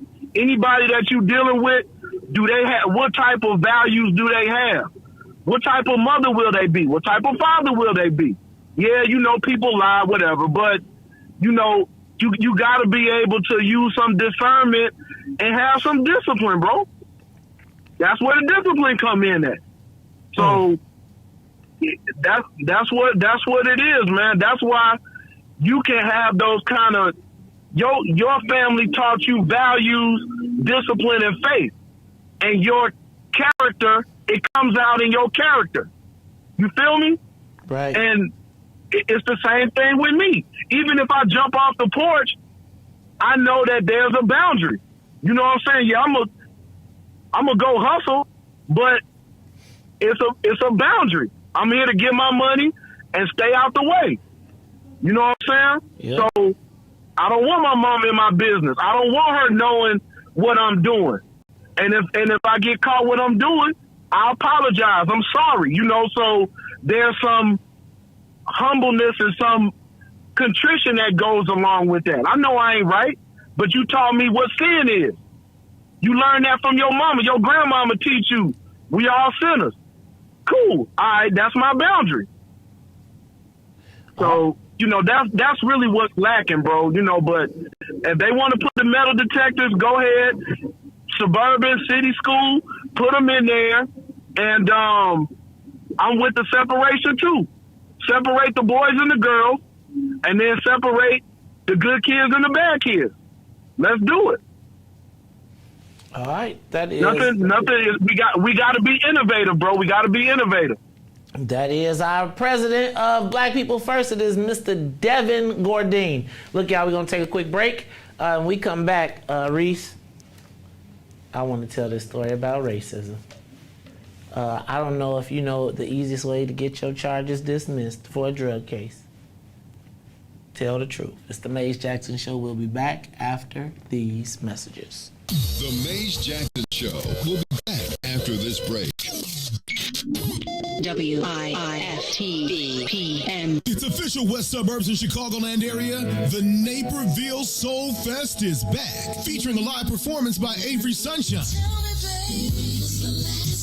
and Carl Thomas. On Friday, June 3rd, and Kindred the Family Soul. Selena Johnson and Riis. On stage Saturday, June 4th at Naperville Settlement, located at 523 South Weber Street in downtown Naperville. If you missed the last Naperville Soul Fest, you don't want to miss this one. Get your discounted tickets on Eventbrite or visit NapervilleSoulFest.com for more event details. For vendor opportunities with access to over 7,000 attendees, text 630-202-6431. That's 630-202-6431. Spend your first weekend in June at the Naperville Soul Fest with Avery Sunshine Friday, June 3rd and Kindred the Family Soul on Saturday, June 4th. Check out NapervilleSoulFest.com for more information. What's up, Chicago? This is your man, Maze Jackson, host of the Maze Jackson Show, and I don't know if you've heard the news, but we're moving to the afternoons. Hold up. Wait a minute. Something ain't right. That's right. After 5 years of doing the mornings, we're moving to 3 to 6 every day, Monday through Friday on Facebook, YouTube, Twitter, and Twitch. So don't worry. We're still going to ask the question, what's in it for the black people? And if you don't like it, you can still tell them. Maze said. It's the Maze Jackson Show every day, Monday through Friday, 3 p.m. to 6 p.m. Don't miss it.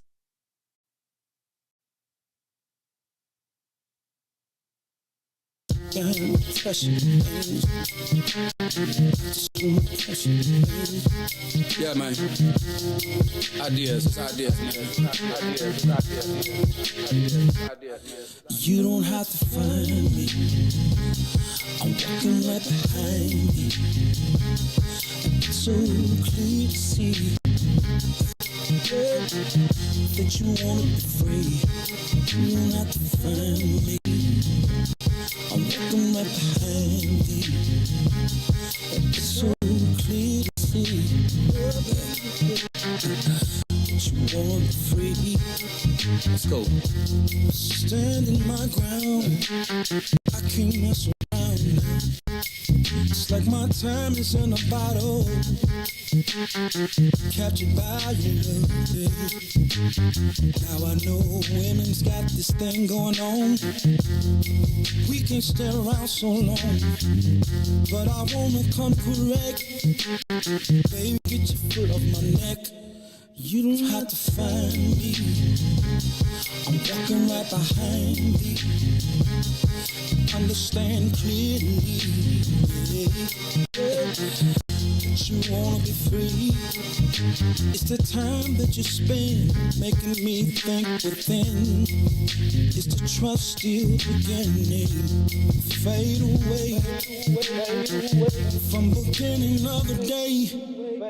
I can see you trembling times, and I can see you wondering mine.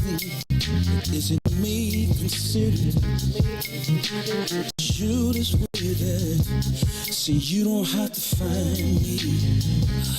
I'm walking right behind you, and it's so clear to see, baby, that you wanna be free. You don't have to find me. I'm walking right behind you. It's so clear to see that you wanna be free, yeah. I'm just trying to be the best I can. You can call me the troubling man. Matter of fact, I'm from the side of the street. Baby girl, you're calling on me. At the time I feel your presence around me.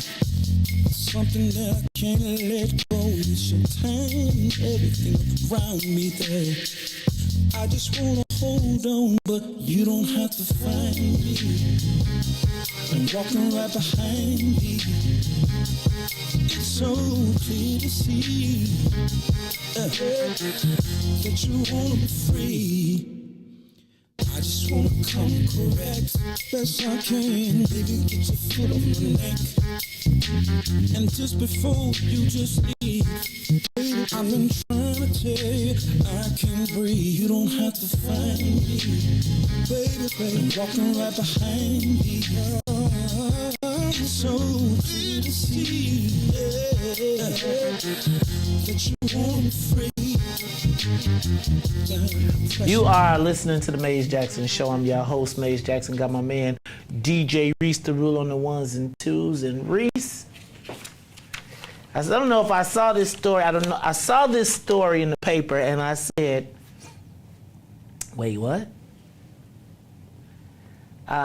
So I'm going to tell you the story and I'm going to hope that maybe somebody else can see what I saw. I'm sure, Reese, you probably saw it and probably was like, I saw you trying to talk about it. But Reese, you can't. So, here we go. I feel like I got these things in upside down or something. I got them in the wrong way, on the wrong ears. They sticking out too much. All right. We'll work on that tomorrow. So, Reese, I saw the story in the paper where a federal judge dismissed a case that the Drug Enforcement Agency had been working on for approximately 3 years. Now, essentially what happened was, don't y'all be closing my doors, slamming my doors around my office. No, I'm just playing. Reese, I don't know if you saw, but the story was essentially that the police were following or tracking a drug deal. And when they tracked the drug dealer, he came out of the house. He had something in his pocket. He was holding it like it was heavy. He went and met somebody. They followed him to the drop-off place. He jumped in the car with the black dude, jumped out of the car and left. They said they arrested him because they suspected that he was in the midst of a drug deal. Sounds about right, right? So in court, apparently during the testimony, the Drug Enforcement Agency said, and I quote, said, the DE agent says Chicago drugs are typically trafficked by Latino people. This is not Mays Jackson. I want to be clear. I'm reading from the article.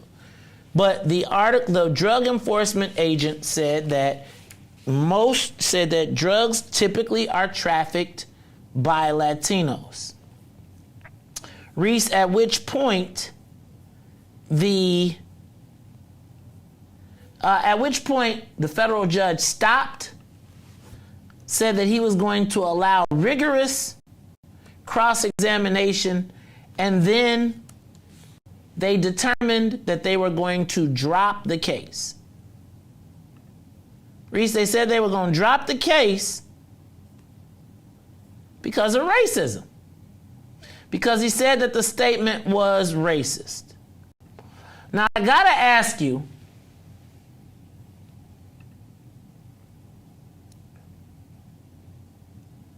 what you think about that. So let me read the quote again, and I'm gonna find the story so I can make sure I don't mess it up. And then I'm gonna read to you. But essentially, the drug enforcement agent said that the drugs are typically trafficked by Latinos in Chicago. Now, when he realized that he had gotten in trouble, he tried to walk it back. So I guess it's pretty weird to me though, because let me read what he tried to do. This is what he said. In the city of Chicago, for the 5.5 years that I have worked here, typically, not always, but typically, listen to this.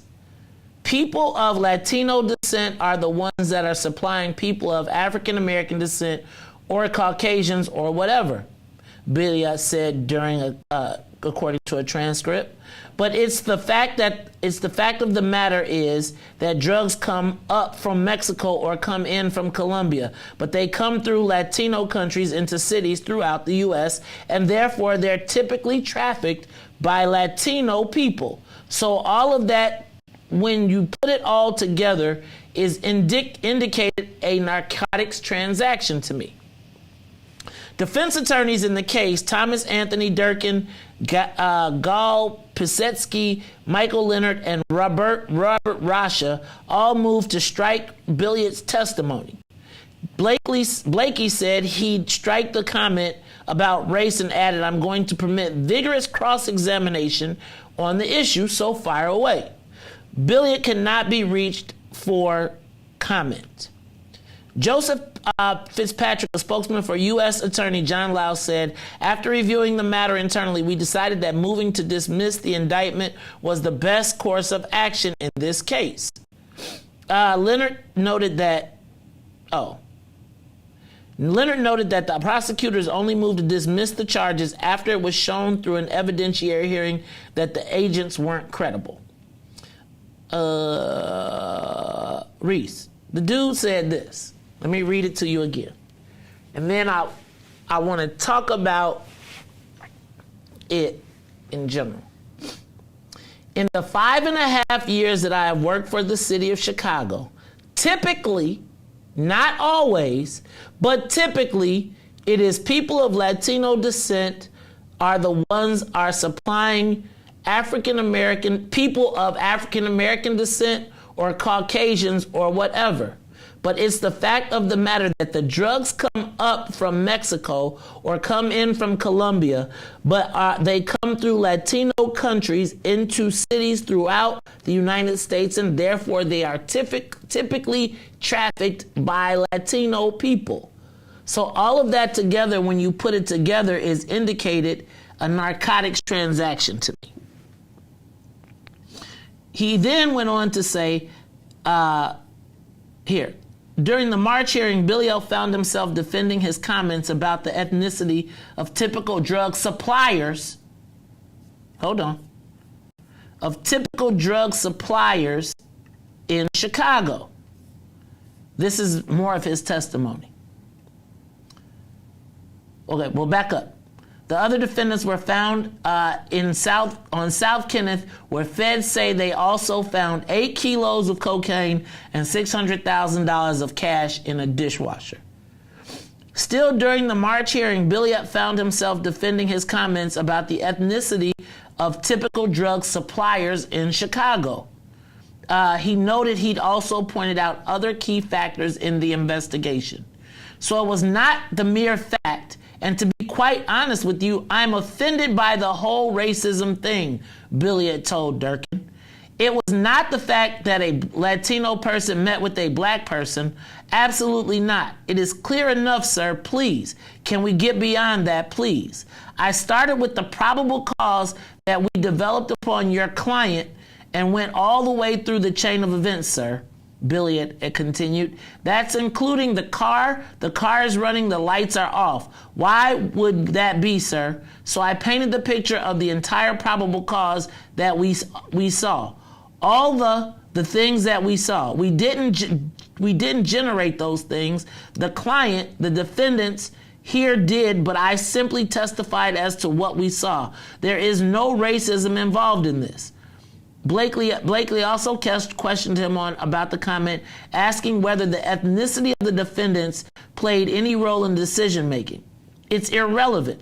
Someone's ethnicity, the clearest way for me to say this is someone's ethnicity is relevant to us in all respects. But Billy had pushed back once more against Durkin, telling him that the defense attorney, this interference of racism is so phony. You know nothing about me. Nothing. For you to infer that I'm a racist, I'm the godfather of an African-American child. She is the daughter of a police officer and a soldier who is one of my closest friends. There is nothing racist about what we do or how we do it. Nothing. Now, I ain't going to say that the DEA ain't racist, but I got to ask this question. I got to ask it. In the city of Chicago, for the 5.5 years that I worked here, typically, not always, but typically it is the people of Latino descent that are the ones that are supplying people of African American descent or Caucasians or whatever. Is that a racist statement? Give me a call, 872-259-7474. Is that racist?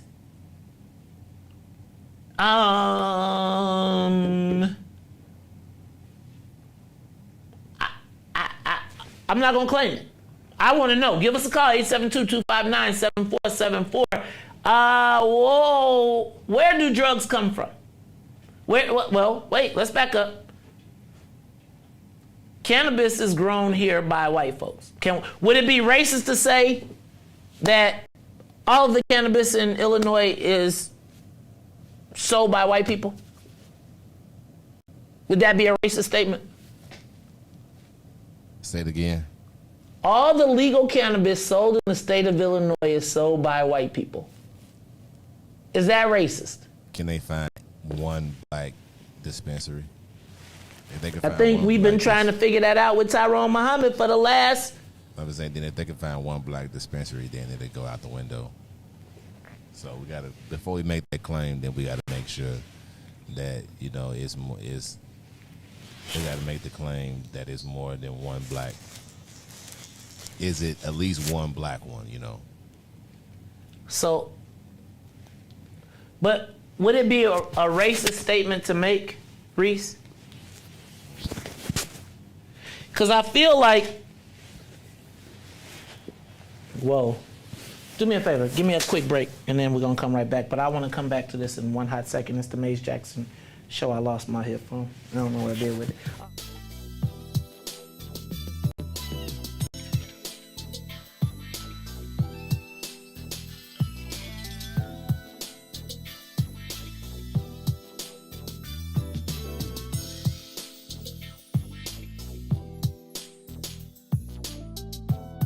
Why money ain't free? Why can't you just give it to me? I don't wanna work for nobody. I'd rather keep doing me. Why money ain't free? Why can't you just give it to me? I don't wanna work for nobody. I'd rather keep doing me. Why money ain't free? Up in the morning with the frown on my face, 'cause I know it's another day that I gotta face. All right, y'all, you are listening to the Maze Jackson show. We got these earpieces done, and I think I finally got them to a place where I'm comfortable. But Riis, I want to ask, how do you, bro, I just want to read the man's statement. He said, people of Latino descent, people of African descent, or Caucasians. I feel like he was trying to be as politically correct as he possibly could. Is it racist? See, I feel like it's...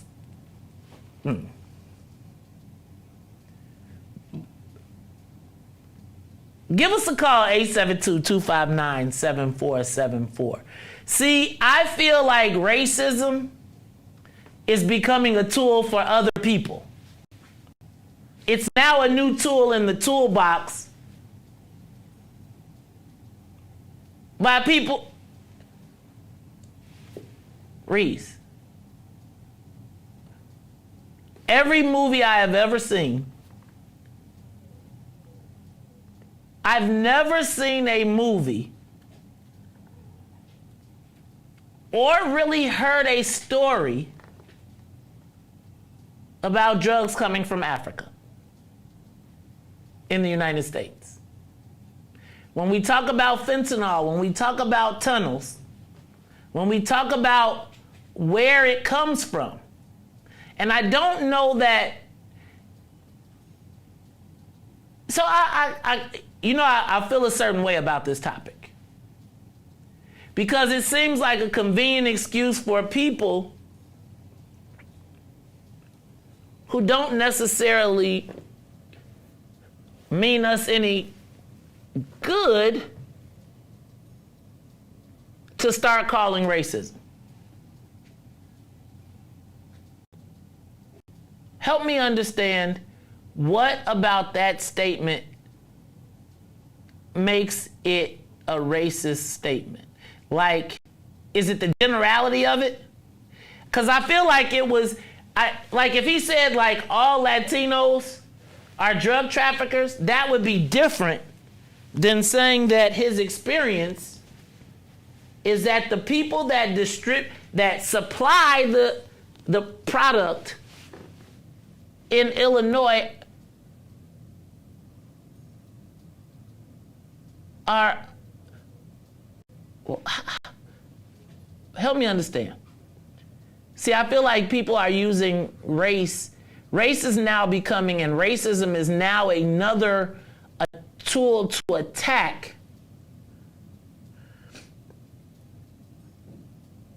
common sense.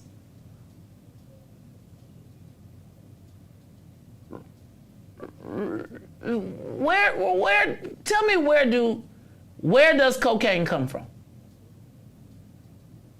Where does heroin come from? Well, if you watch Ozark, maybe they come from maybe it comes from Missouri. But if you ain't watching Ozark, where do we get these products from? When you look at, when they talk about Chicago being the hub for cartels, is that racist or is that the truth? And I think we got to be very careful who we allow to utilize racism. I do. I think it's important that we start to really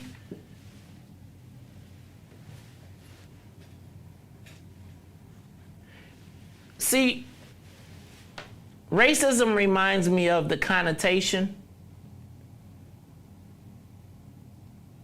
When you think of racism, who do you think of suffering from racism, Riis?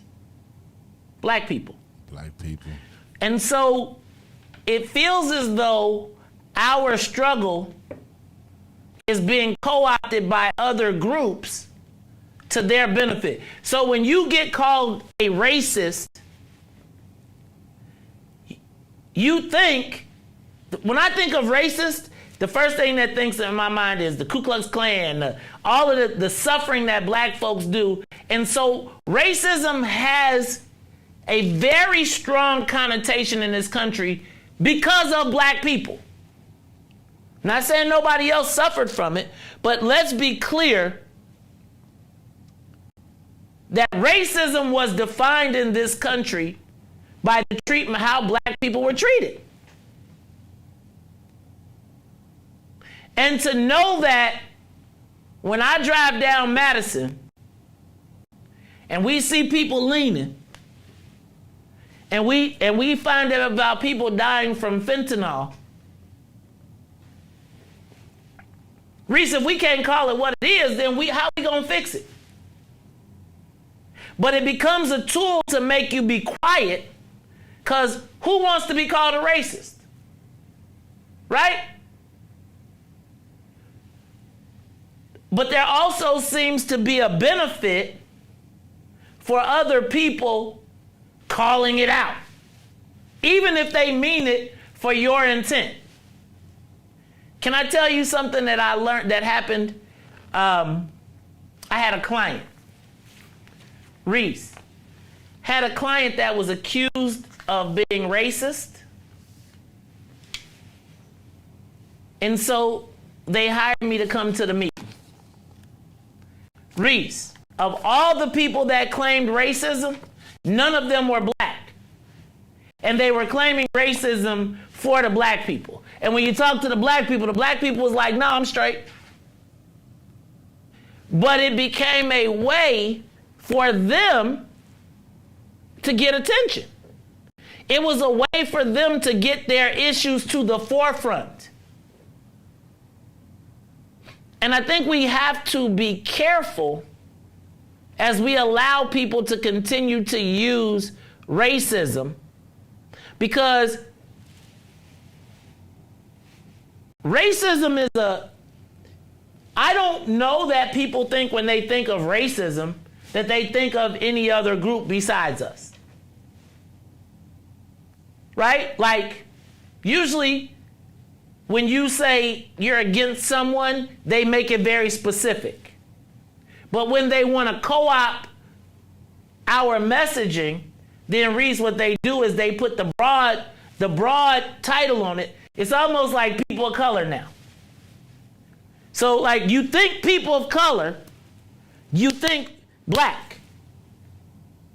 And so you get all the weight of all of the negative history that we've had associated with it, and nobody wants to be called that, and nobody wants to be accused of it, so you throw it, and everybody runs and scatters.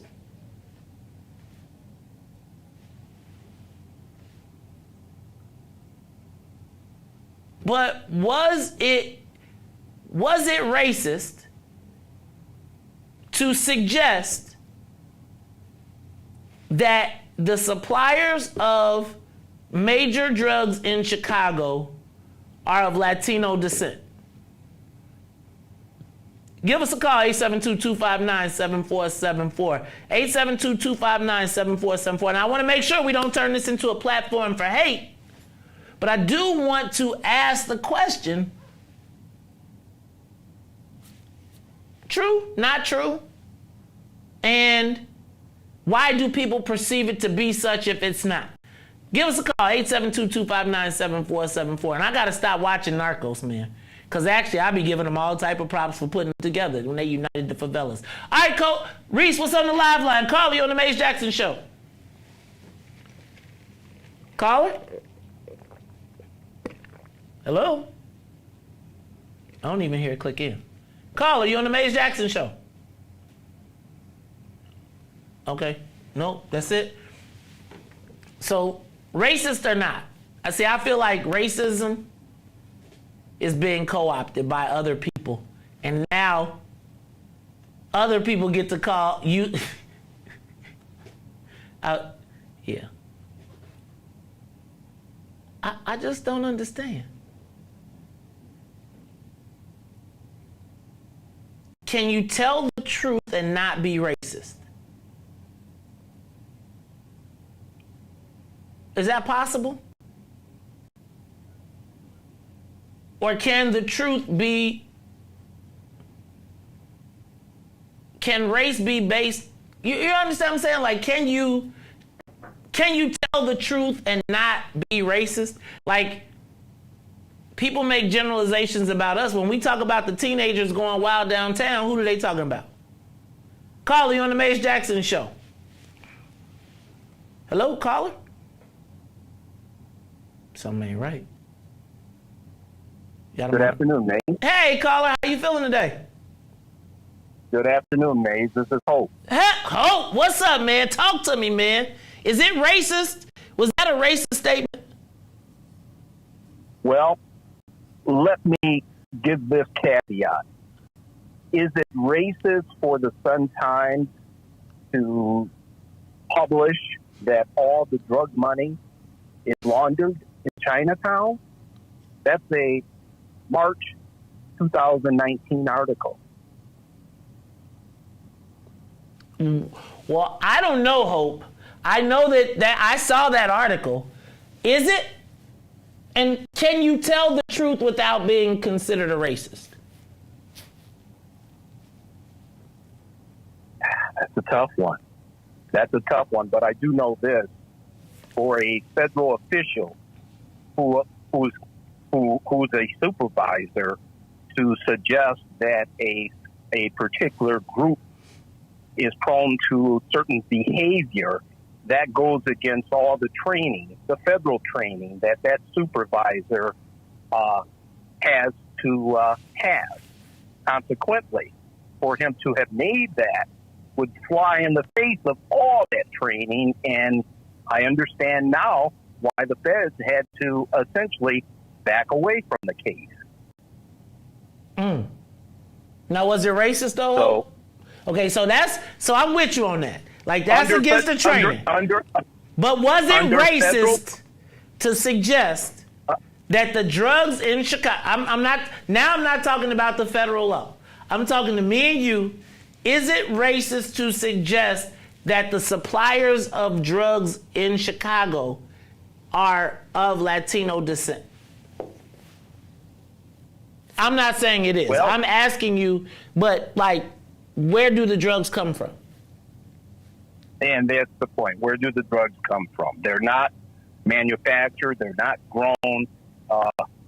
In my neighborhood, I don't know anywhere in Illinois where that type of drugs come from. So the major markets where those drugs come from are Mexico, Colombia, South America, and you go on and on.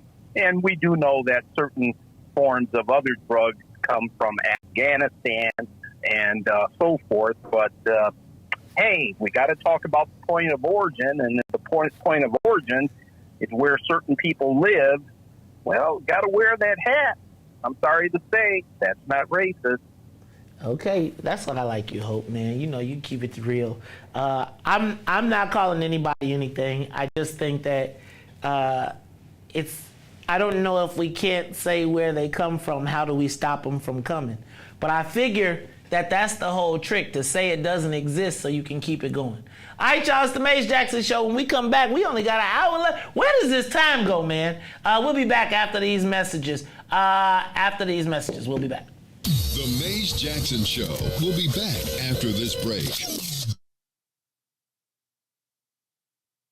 Maze Jackson. What's up, Chicago? This is your man, Maze Jackson, host of the Maze Jackson Show. You hear me every single day ask the question, what's in it for the black people? Well, finally, y'all, we've got an answer, and it's called the Black People First Party. Meet us every Saturday from 10 a.m. to 1 p.m. at TP, located at 5401 South Wentworth, Unit 17E. That's in the mall at 55th and the Dan Ryan. And you join us every Saturday where we are taking our politics black. We'll teach you everything you need to know about the game, from how to collect a petition, to how to knock on a door, to even how to become the next mayor of the city of Chicago. That's right, y'all. It is the Black People First Party. Meet us every Saturday, 10 a.m. to 1 p.m. at TP, located at 5401 South Wentworth in the mall at 55th and the Dan Ryan. And if you don't like it, you can still tell them Maze said. It's a black people thing you wouldn't even understand. Maze Jackson. It's official West Suburbs and Chicagoland area. The Naperville Soul Fest is back, featuring a live performance by Avery Sunshine and Carl Thomas on Friday, June 3rd, and Kindred the Family Soul, Selena Johnson, and Riis. On stage Saturday, June 4th at Naperville Settlement, located at 523 South Weber Street in downtown Naperville. If you missed the last Naperville Soul Fest, you don't want to miss this one. Get your discounted tickets on Eventbrite or visit NapervilleSoulFest.com for more event details. For vendor opportunities with access to over 7,000 attendees, text 630-202-6431. That's 630-202-6431. Spend your first weekend in June at the Naperville Soul Fest with Avery Sunshine Friday, June 3rd, and Kindred the Family Soul on Saturday, June 4th. Check out NapervilleSoulFest.com for more information. Yeah, Ruthie Mo, Riis the ruler, Maze Jackson. This is the reparations interlude. We not asking, we demand it. So go on, make my payments high. Tell the government to cut them reparations, make them high. Not no SBA loans, just run the bread, make it high. Tell the government to cut them reparations, make them high. Look, Hey, check it out. First drug lord was President Nixon. Oval Office was the trap house where he was tipping. Got the drugs from Nicaragua and gave us crack. Declared war on blacks. Man, tell him to cut the check and tried to make it seem like a revolution. CIA was the corner boys for distribution. We could tear this country in half for retribution. But I'd rather get some restitution, so tell him to cut the check. John Singleton, man, he already told y'all. He broke it down for you when he made Snowfall. They locked us all up and created whole laws. So send a message like a cold call. Tell them to cut the check. Look, we built this city. We built this city. Back, put this country together and gave him hella aid. A lot of blood, sweat, and tears. Over 400 years. Been punching the clock, but yeah, we still ain't got paid. Look, they paying the immigrants. They pay the Jews. Executive orders, man, they made the rules. I want my 40 acres, you can save the mule. Cause as of right now, we getting played for the fool. Look, for sterilization, Tuskegee experiment, Rosewood, Japanese internment. Come on, was all paid out from the government. We waiting on our turn, we definitely earned it. So make my payment high. Tell the government to cut them reparations, make them high. Not no SBA loans, just run the bread, make it high. Tell the government to cut them reparations, make them high. Not no stimulus checks, just run the bread, make it high.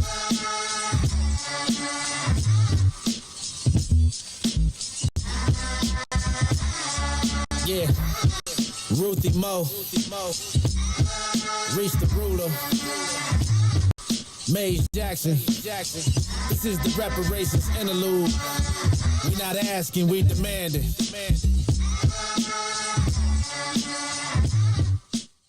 Back to the Mays Jackson Show. You are listening to the most dangerous show. This is What's in It for the Black People Radio. Mays Jackson. Mays Jackson, the most vociferous advocate for black people in the world. For Ruthie Moore, for Ty Stroger, I am the host of the Mays Jackson Show, asking every single day, what's in it for the black people?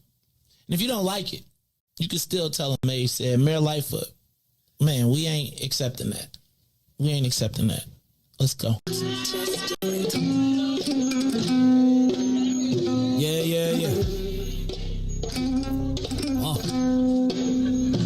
Let's get down to business and go ahead and address the facts. Man, Lightfoot seems more lesbian than black. Rahm Emanuel's another case. He was just as tired. 50 closed schools left much to be desired. Police had Anjanette naked on that body cam. They suppressed the footage so it couldn't touch a lot of hands. Reminds me of that 16 shots in the cover up. Both of them similar, so I went and dug it up. George Floyd killed, a lot of riots happening in town. Southside burned and they wouldn't let them bridges down. Grandmother sick, need a prescription and plus a couple groceries. You gon' have to travel just to get it now. COVID-19 out here shutting all the business down. Not enough SBA loans to even give around. So many failed businesses that you can put them in the pile. If you don't survive the pandemic, it's gonna sit you down. We sing, dance, play ball, entertain, and crack jokes. Government infested black neighborhoods with crack smoke. System that milked us so bad, we got lactose. Still trying to find out what's in it for us black folks. We sing, dance, play ball, entertain, and crack jokes. Government infested black neighborhoods with crack smoke. System that milked us so bad, we got lactose. Still trying to find out what's in it for us black folks. Shout out to Willie Wilson, hope one day you get to send it.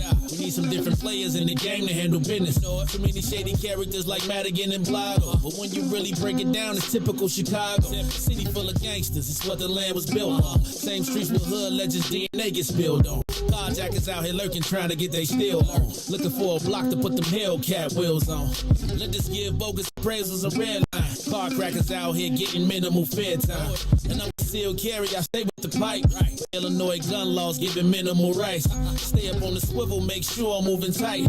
Check all of my mirrors when I pull up to the light. Pick my homie up from out of town, man, he caught a flight. He was hella nervous, told him, shorty, this a way of life. We sing, dance, play ball, entertain, and crack jokes. Government infested black neighborhoods with crack smoke. System that milked us so bad, we got lactose. Still trying to find out what's in it for us black folks. We sing, dance, play ball, entertain, and crack jokes. Government infested black neighborhoods with crack smoke. System that milked us so bad, we got lactose. Still trying to find out what's in it for us black folks.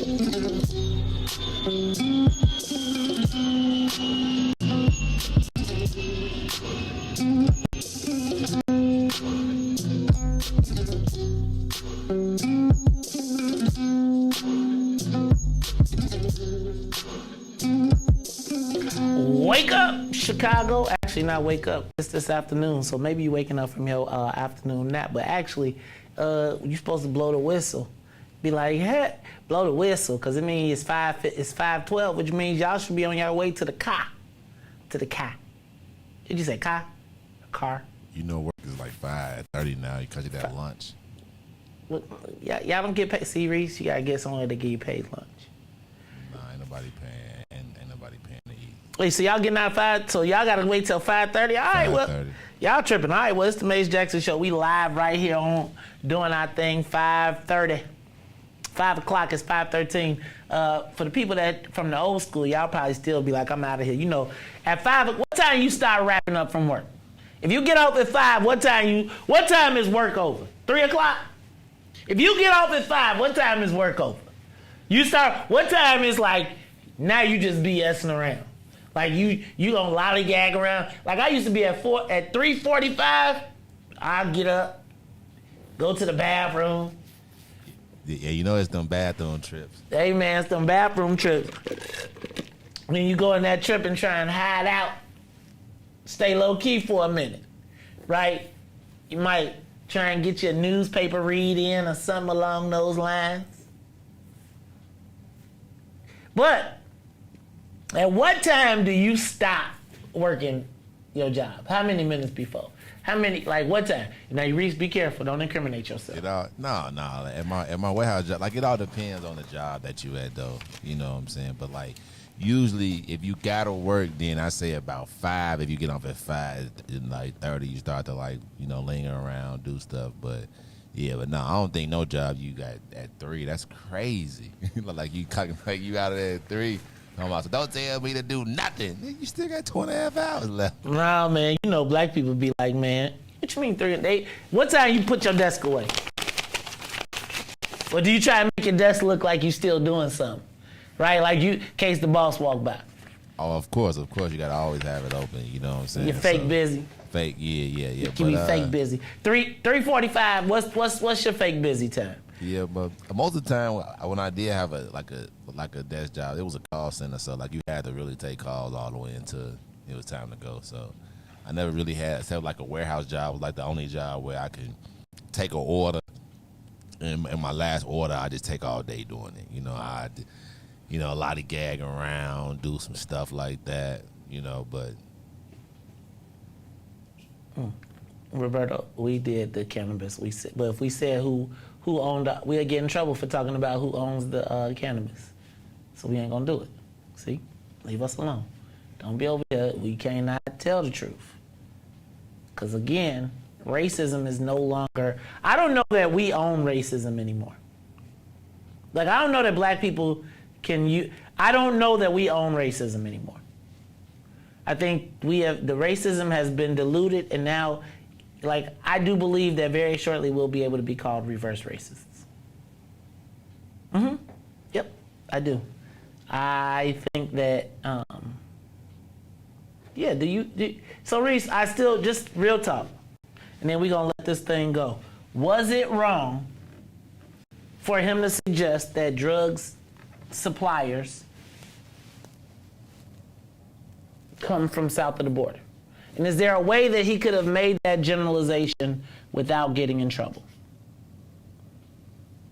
Is there a way to tell the truth without, is there a way to tell a real truth without it being racist?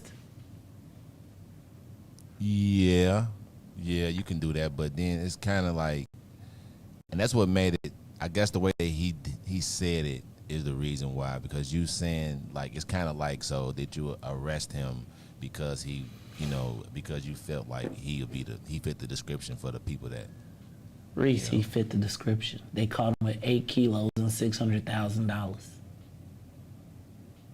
Riis, with 8 kilos, you are not the salesman. You are the supplier. Riis, if you got 8 bricks, you are not selling. You are distributing. Yes? 8 bricks. Who holding 8 bricks? Even if you got 8 bricks, you got workers. You ain't if you got 8 bricks, you are passing out the work. Yes? Yeah. Now, we just saw a story about the foes out west, and they had a brick and a half. And they had a big old operation running 3 spots. And they had a brick and a half. Would it be wrong to say that in Chicago, a majority of the gang members are black or Latino? Would that be wrong to say? I mean, it's an assumption, but in the court of law, that's kind of like saying, see, that's kind of like admissible because you're saying, so did you come on this because you felt like he committed a crime or because he's a black or Hispanic? So, and that's the reason why they, kind of didn't, it was thrown away. It's kind of like, how did you come up to this conclusion? He said we've been watching the dude.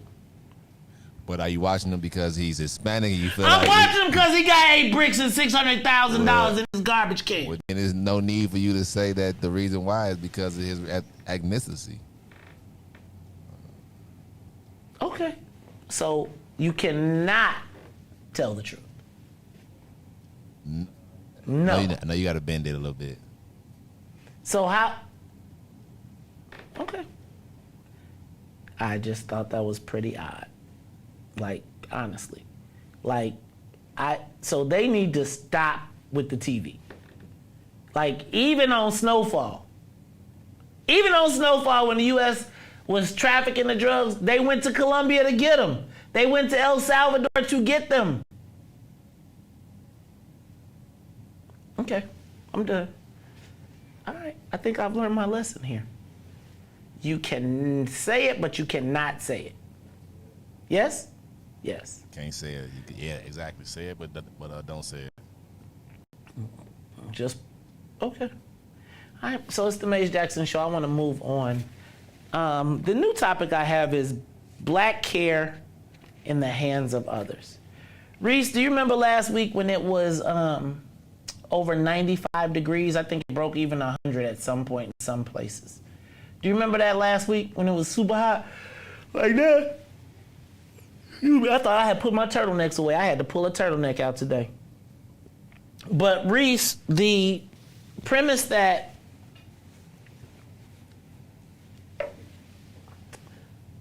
let me go back. Last week in the James Snyder Apartments, located at 7450 North Rogers, 3 senior citizens died because of the heat. Their names were Janice Reed, Gwendolyn Osborne, and Dolores McNeely. I'm going to say their names again.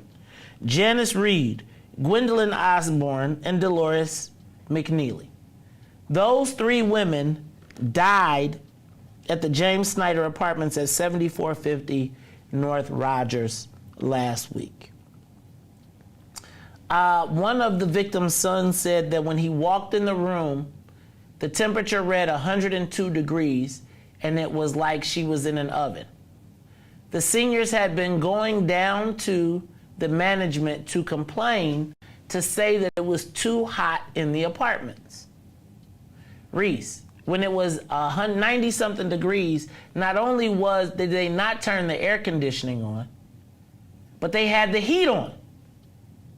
So imagine being 90 degrees and they've got the heat on in the apartments. The residents go down to complain, where they are told that they cannot turn the air conditioning on until June 1st.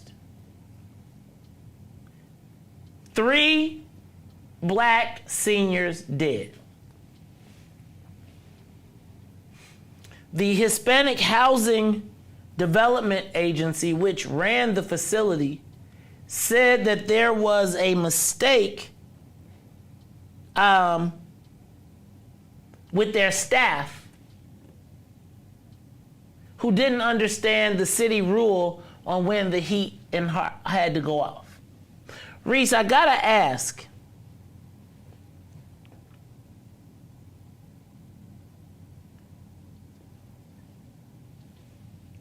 does race matter? So I was thinking about those 3 black elderly women who, Riis, if I heard that somebody lived at 7450 North Rogers, I probably am not thinking those are black people, right? But when you read the names Janice Reed, Gwendolyn Osborne, and Dolores McNeely, knowing that they had gone downstairs to complain and saying that their apartments were too hot, were they ignored? And my question is, did their race play a factor? Now I'm going to ask you this sensitively, but do we have the compassion that we need for our seniors? And do others have that compassion for our seniors? I want to ask, where was the humanity? Like, Riis, if you're in a building and you know it's hot, and the elderly people come downstairs and they tell you it's too hot in their apartment, what do? You think they was like, man, if you don't stop that complaining and get back to your, like, who looks out for them? Now, you know I gotta ask, did this happen anywhere else? And then I look at the name of the organization and I wonder, do they care the same? Am I wrong for asking that? Like, I don't know how 3 senior citizens die in 102-degree apartments, and nobody says, we got to get them some air? Do they get them fans? So let me ask you.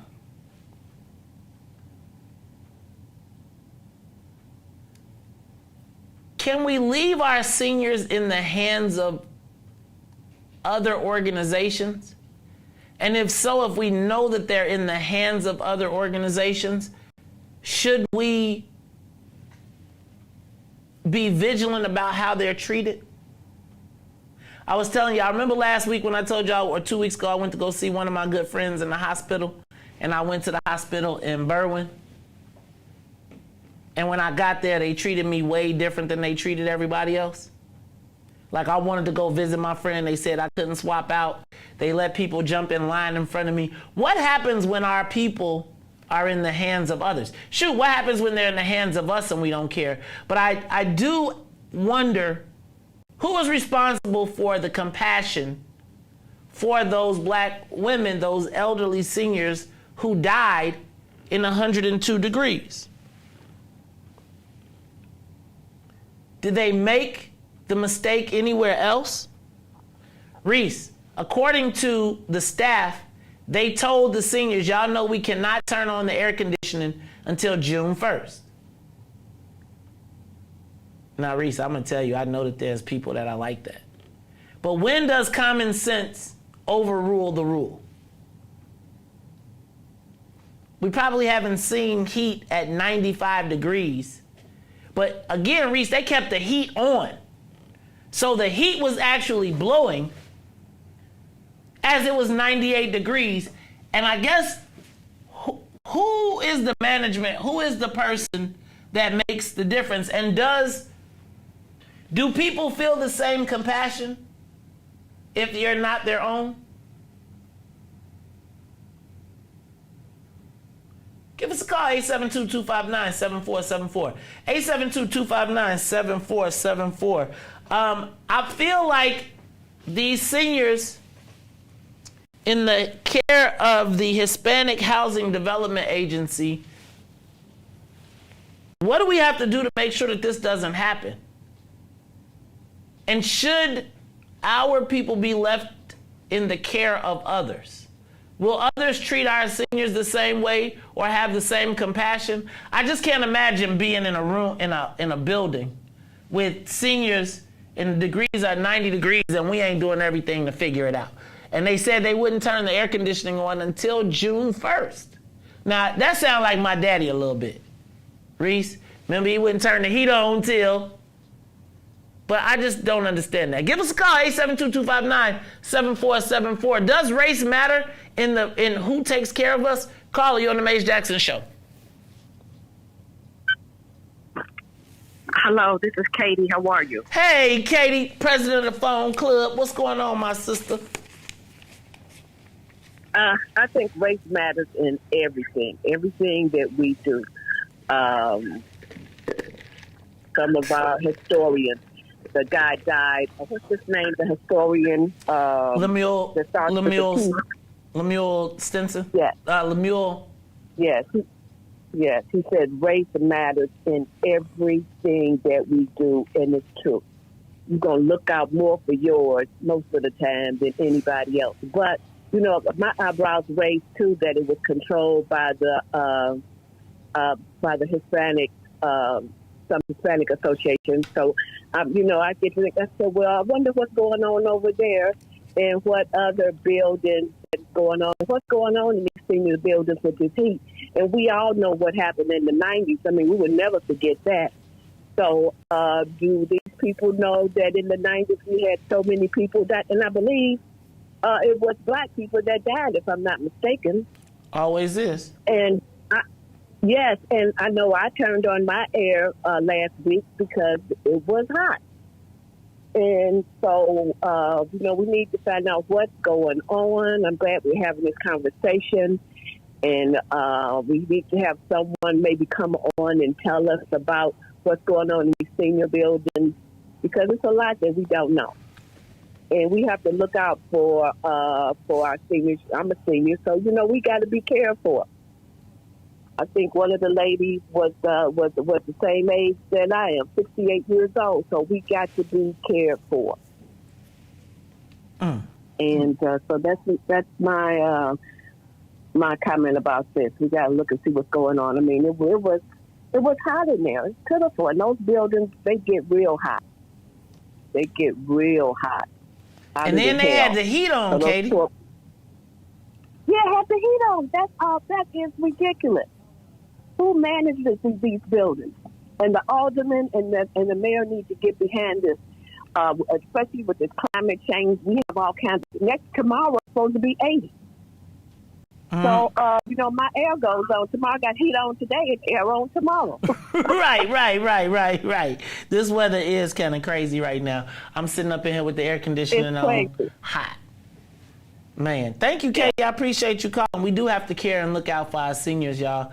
I do think that when we know that we have our elderly, I think we're going to have to tell New Era they're going to have to put that on their list of things to do. They're going to have to start checking in on the senior homes. So we're going to have to make, I just think that story was scary to me. And I just think I do remember when we had the heat wave of the 90s and like hundreds of people died. And I just think, I feel like when you hear a senior complaining,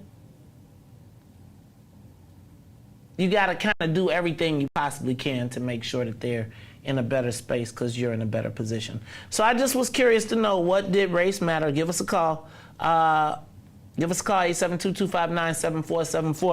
Riis, when we come back, I'm going back to Buffalo. I want to talk about the Buffalo shooter. I want to talk about Joe Biden and all of the, I don't want no more, I don't want no more press conferences. I don't want to see any more white people standing up in front of Black Death as a badge of honor. And I don't want to see this Black Death turn into a campaign commercial. So let's talk about it all when we come back. It's the Mays Jackson Show. We'll be back. The Mays Jackson Show. We'll be back after this break. WIIFTBPM. WIIFTBP. Media's just for you and me. WIIFTBP. Media's just for you and me.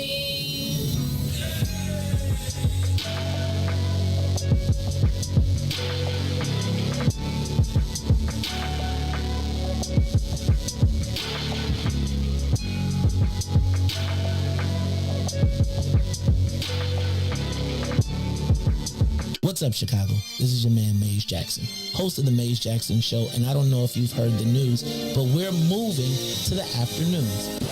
Hold up. Wait a minute. Something ain't right. That's right. After 5 years of doing the mornings, we're moving to 3 to 6 every day, Monday through Friday, on Facebook, YouTube, Twitter, and Twitch. So don't worry. We're still going to ask the question, what's in it for the black people? And if you don't like it, you can still tell them. Mays said. It's the Mays Jackson Show every day, Monday through Friday, 3 p.m. to 6 p.m. Don't miss it. And now, traffic and weather. Today, the Biden administration is releasing what it calls a new strategy to fight domestic terrorism following a 100-day review. Good afternoon. What's in it for the Black People Media family? The time is now 5:34 p.m. I'm Riis the Ruler with your Chicagoland area sports traffic and weather update. We head over to sports. The Chicago Cubs continues their shutout as there's now back-to-back games against the Pirates as they win 7-0 yesterday. The Sox split their doubleheader yesterday against the Royals, winning game 1 3-0, but losing game 2 2-1. Let's head over to traffic now on the Kennedy. Overhead to the Loop will be 45 minutes. Outbound will be 35 on the Edens. Deerfield to the Exchange will be 58 minutes. Exchange to Deerfield 41. Eisenhower, Thorndale to the Loop and back will be 48 minutes. On the Stevenson from I-355 to the Dan Ryan will be 37 minutes. Outbound 49. The Bishop Ford, I-80 to the Dan Ryan 31 minutes. 34 minutes to I-80. The Dan Ryan is 16 minutes to the Loop, 20 minutes to 95th. on DuSable Drive South. 55th to Jackson and back will be 8 minutes, and North Randolph to Bryn Mawr will be 15 minutes back to Bryn Mawr to Randolph. Today's weather, it is currently 59 and cloudy. Today will be a high of 61 and a low of 54. I'm Riis the Ruler. Here's Ness with Terrorism on the Maze Jackson Show. They say you a patriot, call you a hero. I call it terrorism, and that's on the real. You know what we know, I say it's terrorism. They say you a patriot, call you a hero. I call it terrorism. We still out here trying to get our reparations, but the government pump faking out here hesitating. I'm out here trying to keep my peace, so I keep meditating. The media make us look bad, they taint our reputation. Look, it's so sad that COVID causing toe tags. You claim you so patriotic, but you ain't wearing no mask. You out here wildin' with your MAGA flags and showing your ass. You wanna be part of some type of revolution so bad. Look, you talk revolution and constitutional rights, homie. I guess we forgot about back in the days when all of the business was whites only. Yeah. George Floyd got justice. Juneteenth got much respect. They made it a national holiday. Man, it's all good, but cut the check. They're giving out all of these vaccines, putting it in you like caffeine. Was it all in the part of the plan? I bet money like DraftKings. It's land of the free, home of the brave. 1776, we wasn't free. The 1865, so we wasn't part of that shit. And that there's terrorism.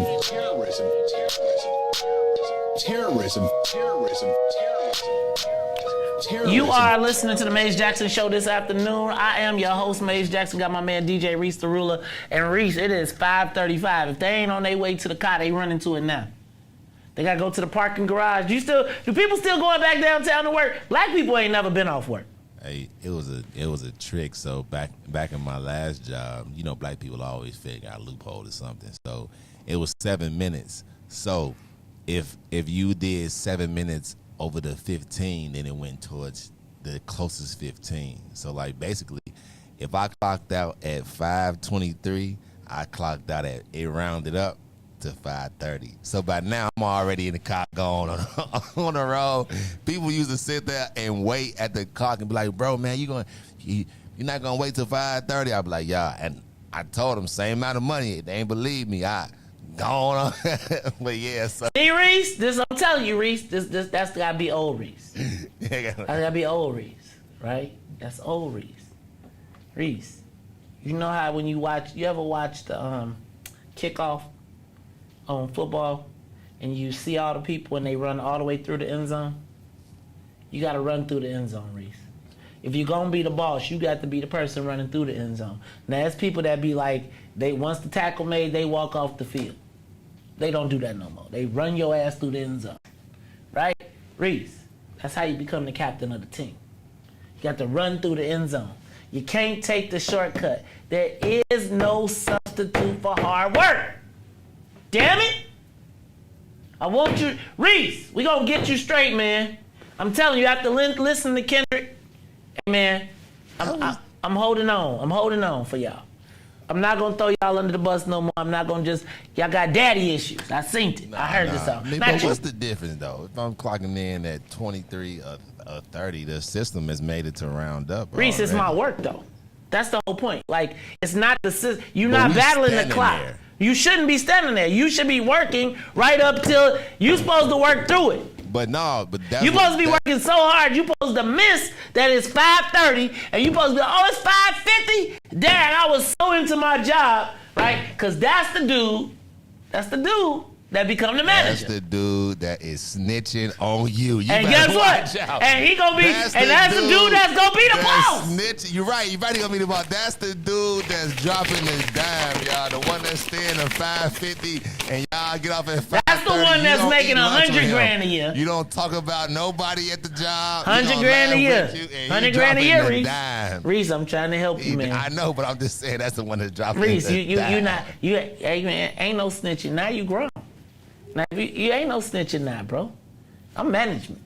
I'm on the team. That was my problem at Burger King.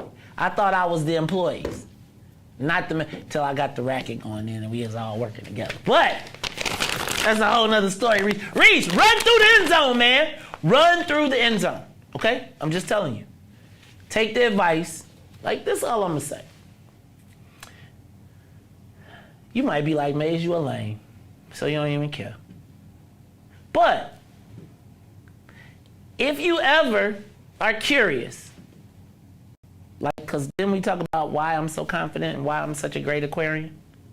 See, man, that's why I got to stop sharing my stories with y'all, because y'all have this conception of Riis.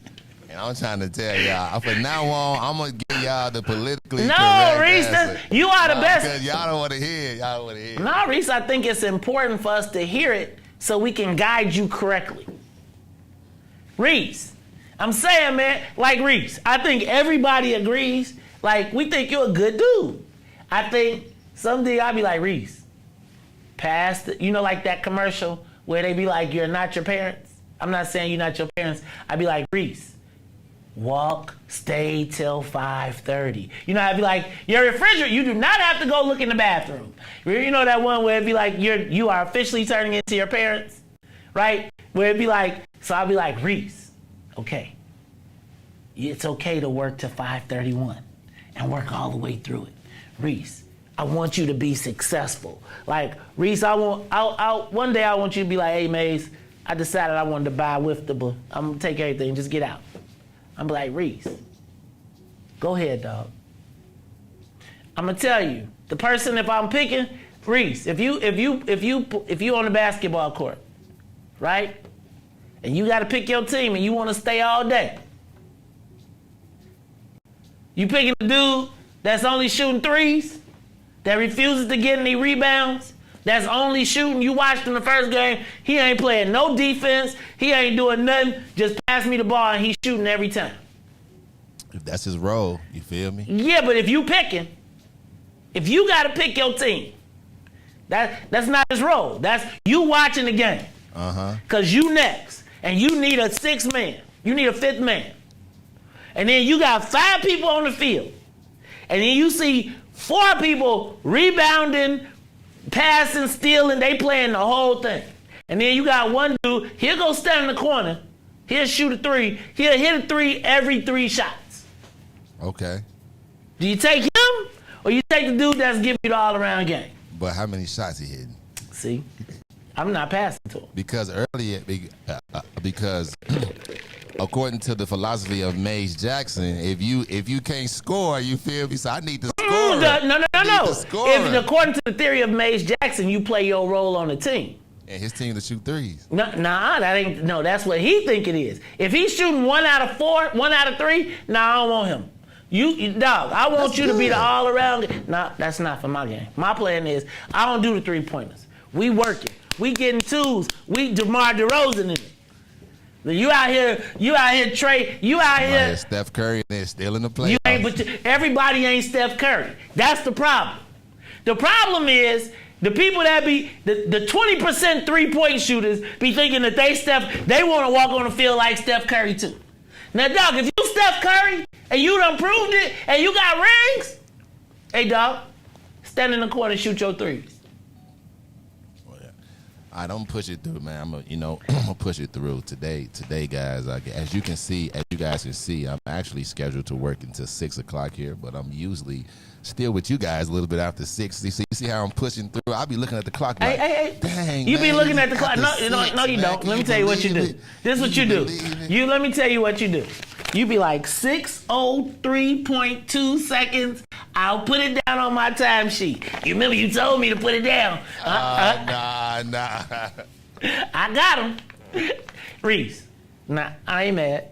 I ain't tripping. Fair days work, fair days pay. I don't bet it. But Riis, I'm telling you, dog, it's the person, and I think it's unfortunate for your generation that you don't see the benefits of hard work sometimes. Like, I remember my first job at $3.10 an hour. And I think about where I came from, and I think about all the people that used to be like, why you doing that, man? You ain't got to do that. Like, why you doing this? You ain't got to do that, man. That ain't my job description. But I took every single one of those and turned them into a learning opportunity that I was able to years later monetize. So, sometimes, my problem is when I know stuff, I don't want to keep it to myself. So I be wanting to tell people.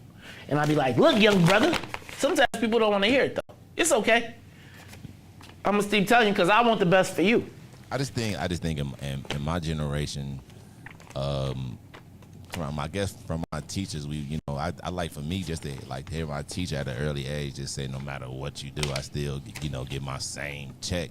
And that's my example of seeing somebody that works every day in my life, is my teacher, not really caring about their job or whatnot.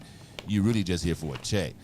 So when you hear every teacher all the way from K through 8 say that, now in my mentality, it's like, okay, well, I come here, like get it. So I guess that's a part of it too, though. I'm not debating that. I think it hurts us. Yeah, for sure. I think, like, I ain't gonna front, right? Like, I see, damn, it's Kendrick Lamar. I see all of the potential for so many young people, but I also see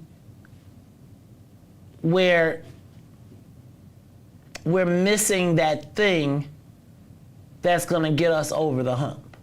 Like, I don't think that I don't suffer from racism and institutional racism, but I also feel like them punks not finna get me. Like, you're not finna be in, you can be as racist as you want, but you're not gonna be in between me and my destiny. You are not going to stop me from getting what I want. And I feel like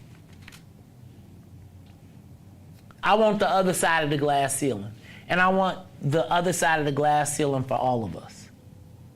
And so sometimes when like when you kind of peeked over there, where you got a little bit and you be like, man, I want everybody to come over here. But you probably got to do this, and this to get here. Wasn't easy. And so when you see people like, I feel like there's going to be a day when we see DJ Riis the Ruler. And DJ Riis the Ruler going to have 1 million views. Him and Toy going to be on something. And they're going to be like, boss, remember that time you told me just to push through? Like, stay a little extra. Because remember, you do not become the best from 9 to 5. You become the best from 5 to 9. You're getting paid for 9 to 5. That's my time. That's why I expect you to know what you're supposed to do. Now, when you want to get paid more, you got to learn more. You got to do more. That ain't on the clock. That's when you go to school and you say, I went to school to become a video extra super duper producer. So, Maze, I'm going to go ahead and throw these graphics up on there. And then once you get used to them, you be like, oh, that was the sample. Are you like that? Oh. It's okay, though. Sorry, it's the Maze Jackson Show. It's my man, the DJ Riis the Ruler lesson for the day. We're going to have us we should do that. We should have, like, let's give Riis advice. Riis, what happened? Riis, we should do one of them things where it's like bad advice only. Hey, but I be taking,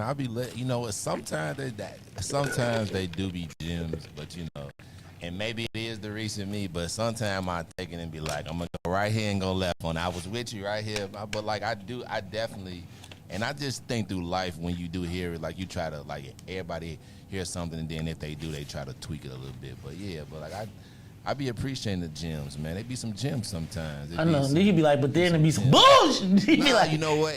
It sometimes it do be a gem. Like like our process showed us that. Like what I'm saying. Sometimes it do be some bull, but like it has to be done that way. So everything is not gonna always be the way you want it to do it. So I do understand that. So it be some gems. All right, I'll take that. It must be close to payday, though. It's the Maze Jackson Show. All right, I want to talk about one more subject before we get out of here. Everybody was telling me how powerful it was yesterday to see Joe Biden in Buffalo. I read the stories of Joe Biden preparing. He was spent 1.5 hours with the families. You remember he was there? See, you tripping. I'm sorry. There you go. See, Riis, I'm trying to keep you out of trouble, and you just like I be trying to keep you out the fire. You just be like, is that fire? I'm jumping in it. Now they gonna be talking about you doing you gonna be an ageist, dog. So be cool, all right? Be in trouble for what Riis said again. All right, Riis. So Joe Biden, as you said, you don't know if he remembered, but he was there yesterday. He was in Buffalo, New York. and he was consoling the families. And Riis, he was talking about terrorism, racism,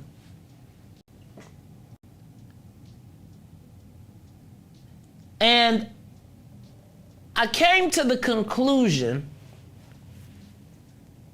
that I don't want Joe Biden talking to us as black people about this Buffalo situation. I have come to the belief that I'm tired of being talked to about what we need to do about the people that are doing it to us. I don't want to hear Joe Biden talk to black people about healing the nation and this violent act of racism and white supremacy. I don't want him to tell us about it. We have known about white supremacy since we got here, since they put us on the boats. So standing up, telling me about how terrible this is, and I don't want to hear it no more. You know, y'all lost me with Amazing Grace and Dylan Roof. You did. Riis, I want Joe Biden to go to the house of the parents of that kid and call them out the same way they would call out a rapper, driller, killer. Riis, I want Joe Biden to go to Wyoming and Montana and Michigan and all of the places where the white supremacists are and go talk to them. Why is it that when white supremacists kill black people, they want to come talk to us? Riis, remember I told you back in college when I would get into fights and the first instinct of my guys was to grab me? And I'd be like, don't grab me so he can steal on me. No, grab him. We can stand down on our own. But I don't know that I need Joe Biden coming to tell me how sorry he is. I gotta tell you that I do not want the Buffalo mass shooter to become a white rallying cry to motivate black voters.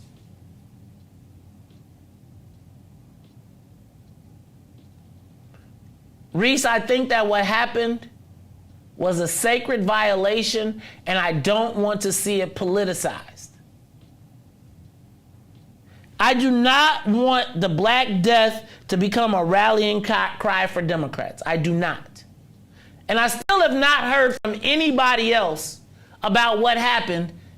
Have we seen any of the other people talking about what's happened to this man? I mean, to the 10 black people that were killed? No, I don't want Joe Biden to come talk to me until he says that he believes that this man should have the death penalty and he gonna lift it up. Since Trump took it off, he gonna let him get cooked by it. And Dylan Roof, by the way. I don't want to hear no Amazing Grace. I don't want to hear no heal. Go heal your own people. Because we always watch the black people die on TV, and then we're told that we got to march and we got to do some We Shall Overcome and some kumbaya. And then the same people that treat us bogus will be the first ones talking about why we got to turn out because we got to stop this scourge, but they talking to us and not them. I'm tired. And I noticed another thing. I think we got to start changing our terminology. Remember how I told you about racism and it has the connotation of black, but then they can move it under everybody else can get a piece of the pain? Riis, I think we also got to stop just generically calling out white supremacy and racism. And I think we got to start calling out anti-blackness. See, here's what happens. So you saw what happened in Buffalo, right? Have you read all of the statements that are coming out? Anybody read all the stuff that's coming out and how this scourge of white supremacy has now, even though he went there specifically to kill black people, now we all sharing in this pain? We need to start calling out anti-blackness. Because that was meant for us. If you were black and you were at the grocery store, you was getting it. And I think one of the things that we have to be careful about is, once again, the war on black people being co-opted.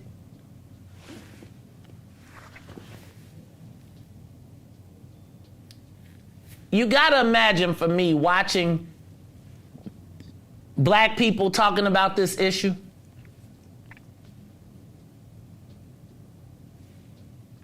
It seemed to me, Riis, that the Buffalo black killer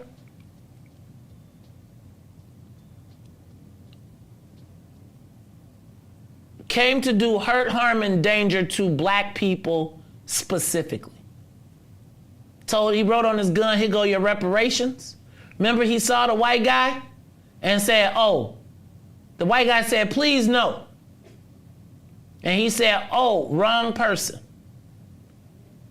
And now I want you all to go, I'm not gonna talk about it, but I want y'all to go read the comments regarding this and the outrage against white supremacy, domestic terrorism, and we have yet to call it an anti-black attack.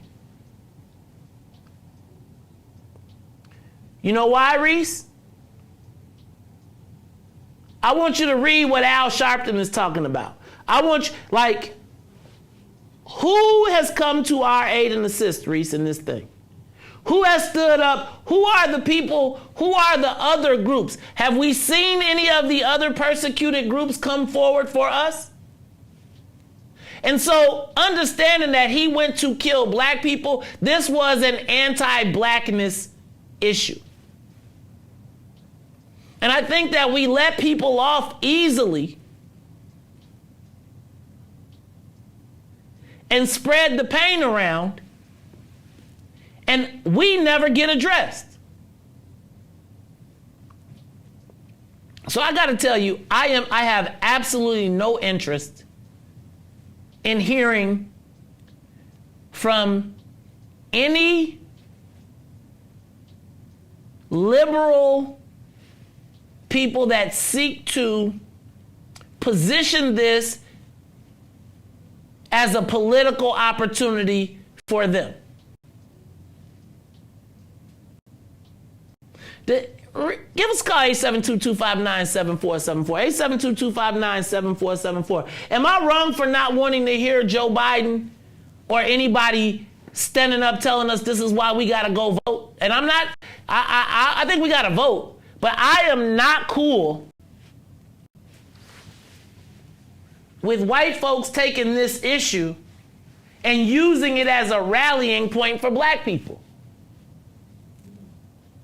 Does that make sense?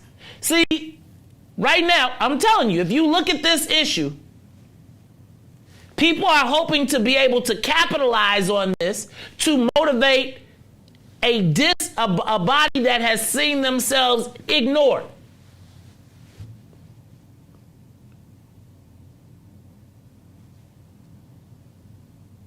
So my question becomes, who's speaking on it? Where are our allies? Where are all the people? Like, did anybody call this anti-blackness? I'm just curious.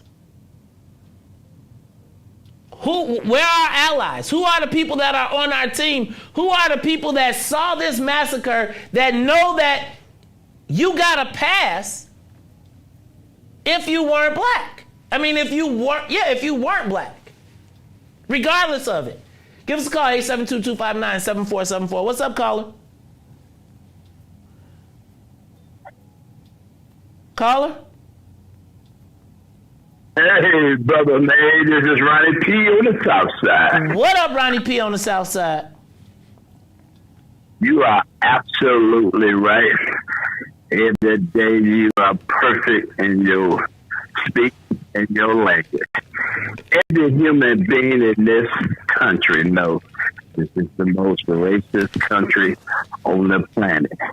And yet we want the president of these racist countries to, like you said, want to come and calm us down. You think the government don't know about the racist organization, their conduct, what they've done, and they're not being arrested?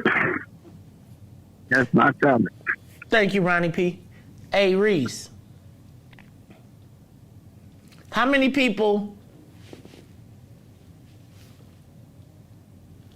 of our allies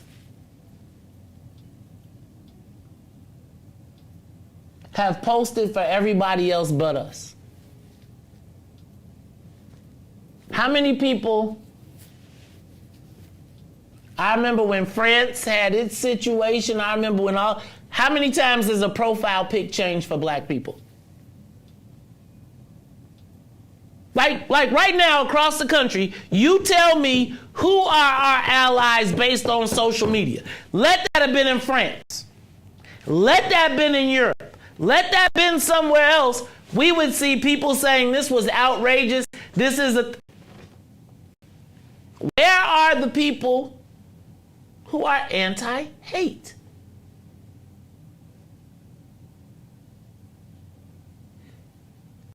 Ten black people murdered in cold blood only because they were black. Only. Not a march, murdered.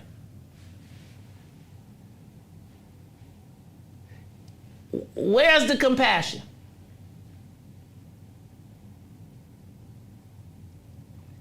And I gotta ask you, how many people are gonna try and turn this into a political issue? I was thinking about when I saw the president. Remember Jacob Blake? What happened to him? Remember George Floyd? What happened to him? So don't stand up and tell me about all the scourge when ain't nothing changed, no kind of way, no how. What happened to all the people that was on our team that was talking about, that goes back to all the people breaking windows, marching. Guess what, Riis? That was all done. That wasn't for us. Because who really cares about dead black people? Like, really?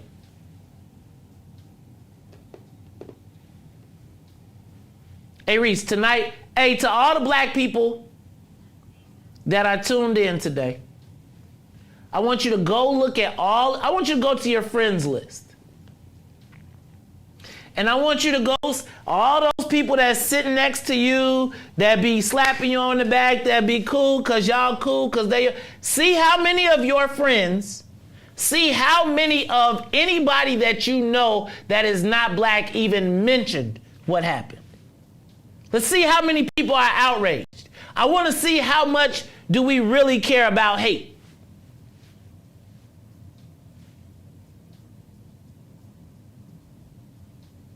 And then I want you to be thinking about the murder of a black man again and what has changed. Riis, you just had 10 George Floyds.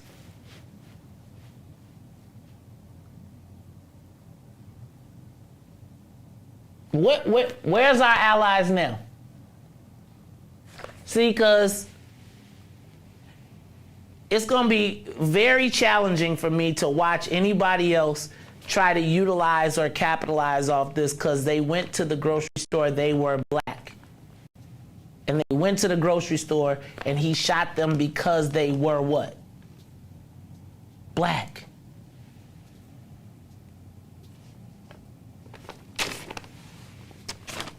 Riis, the hypocrisy of it all.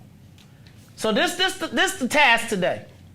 I want you to go to your diverse friends, you know, black folks that's tuned in, and I want y'all to document all the people that was, just see how many people mentioned just see how many people mentioned the murder of 10 innocent black people at the grocery store. Your allies. I want to see how much empathy we got for real. Look, y'all, this is the Maze Jackson Show. We are on our third day. This is week 304. What's the matter? What was that? This week 304 Wednesday. So you know what I'm saying? Toy probably on a plane somewhere. Toy, it better not be no boxes coming to my house. If I see a box coming from Toy Norwood, I got a problem. What is she on Spirit or is she on? She gonna send it here. She told me that as a gang. She said send it here. Then because the mailman usually get. She asked me what the mailman. I ain't know. I was like usually come at 10 while I carry. But then she was like, oh okay. Oh, Toy. See, Toy, you do in the middle of the day. I gotta keep an eye on all y'all. Look, we at this week 304 Wednesday. When the mail come on Wednesday, I get super nervous. But I'm gonna tell y'all what. Live from the new studios. Hey, Riis, I think our little headphone thing worked out today. I gotta get it right, but I'm feeling like when you hear it, you're gonna be like, okay, it definitely. You're gonna be like, it definitely sounds different on TV than it sounds nothing like what we hear. Okay, beautiful. So I'm excited. Hey y'all, but look, do y'all appreciate the upgrade? This is what I need y'all to do. I need y'all to take a moment. I need y'all to share the broadcast. I need y'all to let y'all friends know that the Maze Jackson Show has moved to Monday through Friday, 3 to 6. We've done absolutely no promotion except for what we've done on the air. I may get to that in a little while. But if I don't, I just want y'all to spread the word because you know how we do. We grow organically, and by this time next year, by this time in 2 months, 3 months, we're going to be 200 live, 300 live. But I want y'all to come on, join us on the afternoon show every day, Monday through Friday, 3 p.m. to 6 p.m. Look, for Maze and Riis and Ruthie, I'm still not saying tired. I am the host of the Maze Jackson Show. Every single day we ask the question, what's in it for the black people? And if you don't like it, you can still tell them. Maze said, look, Riis, we moved on up, man. I was looking out the window. We got new earpieces, no microphone.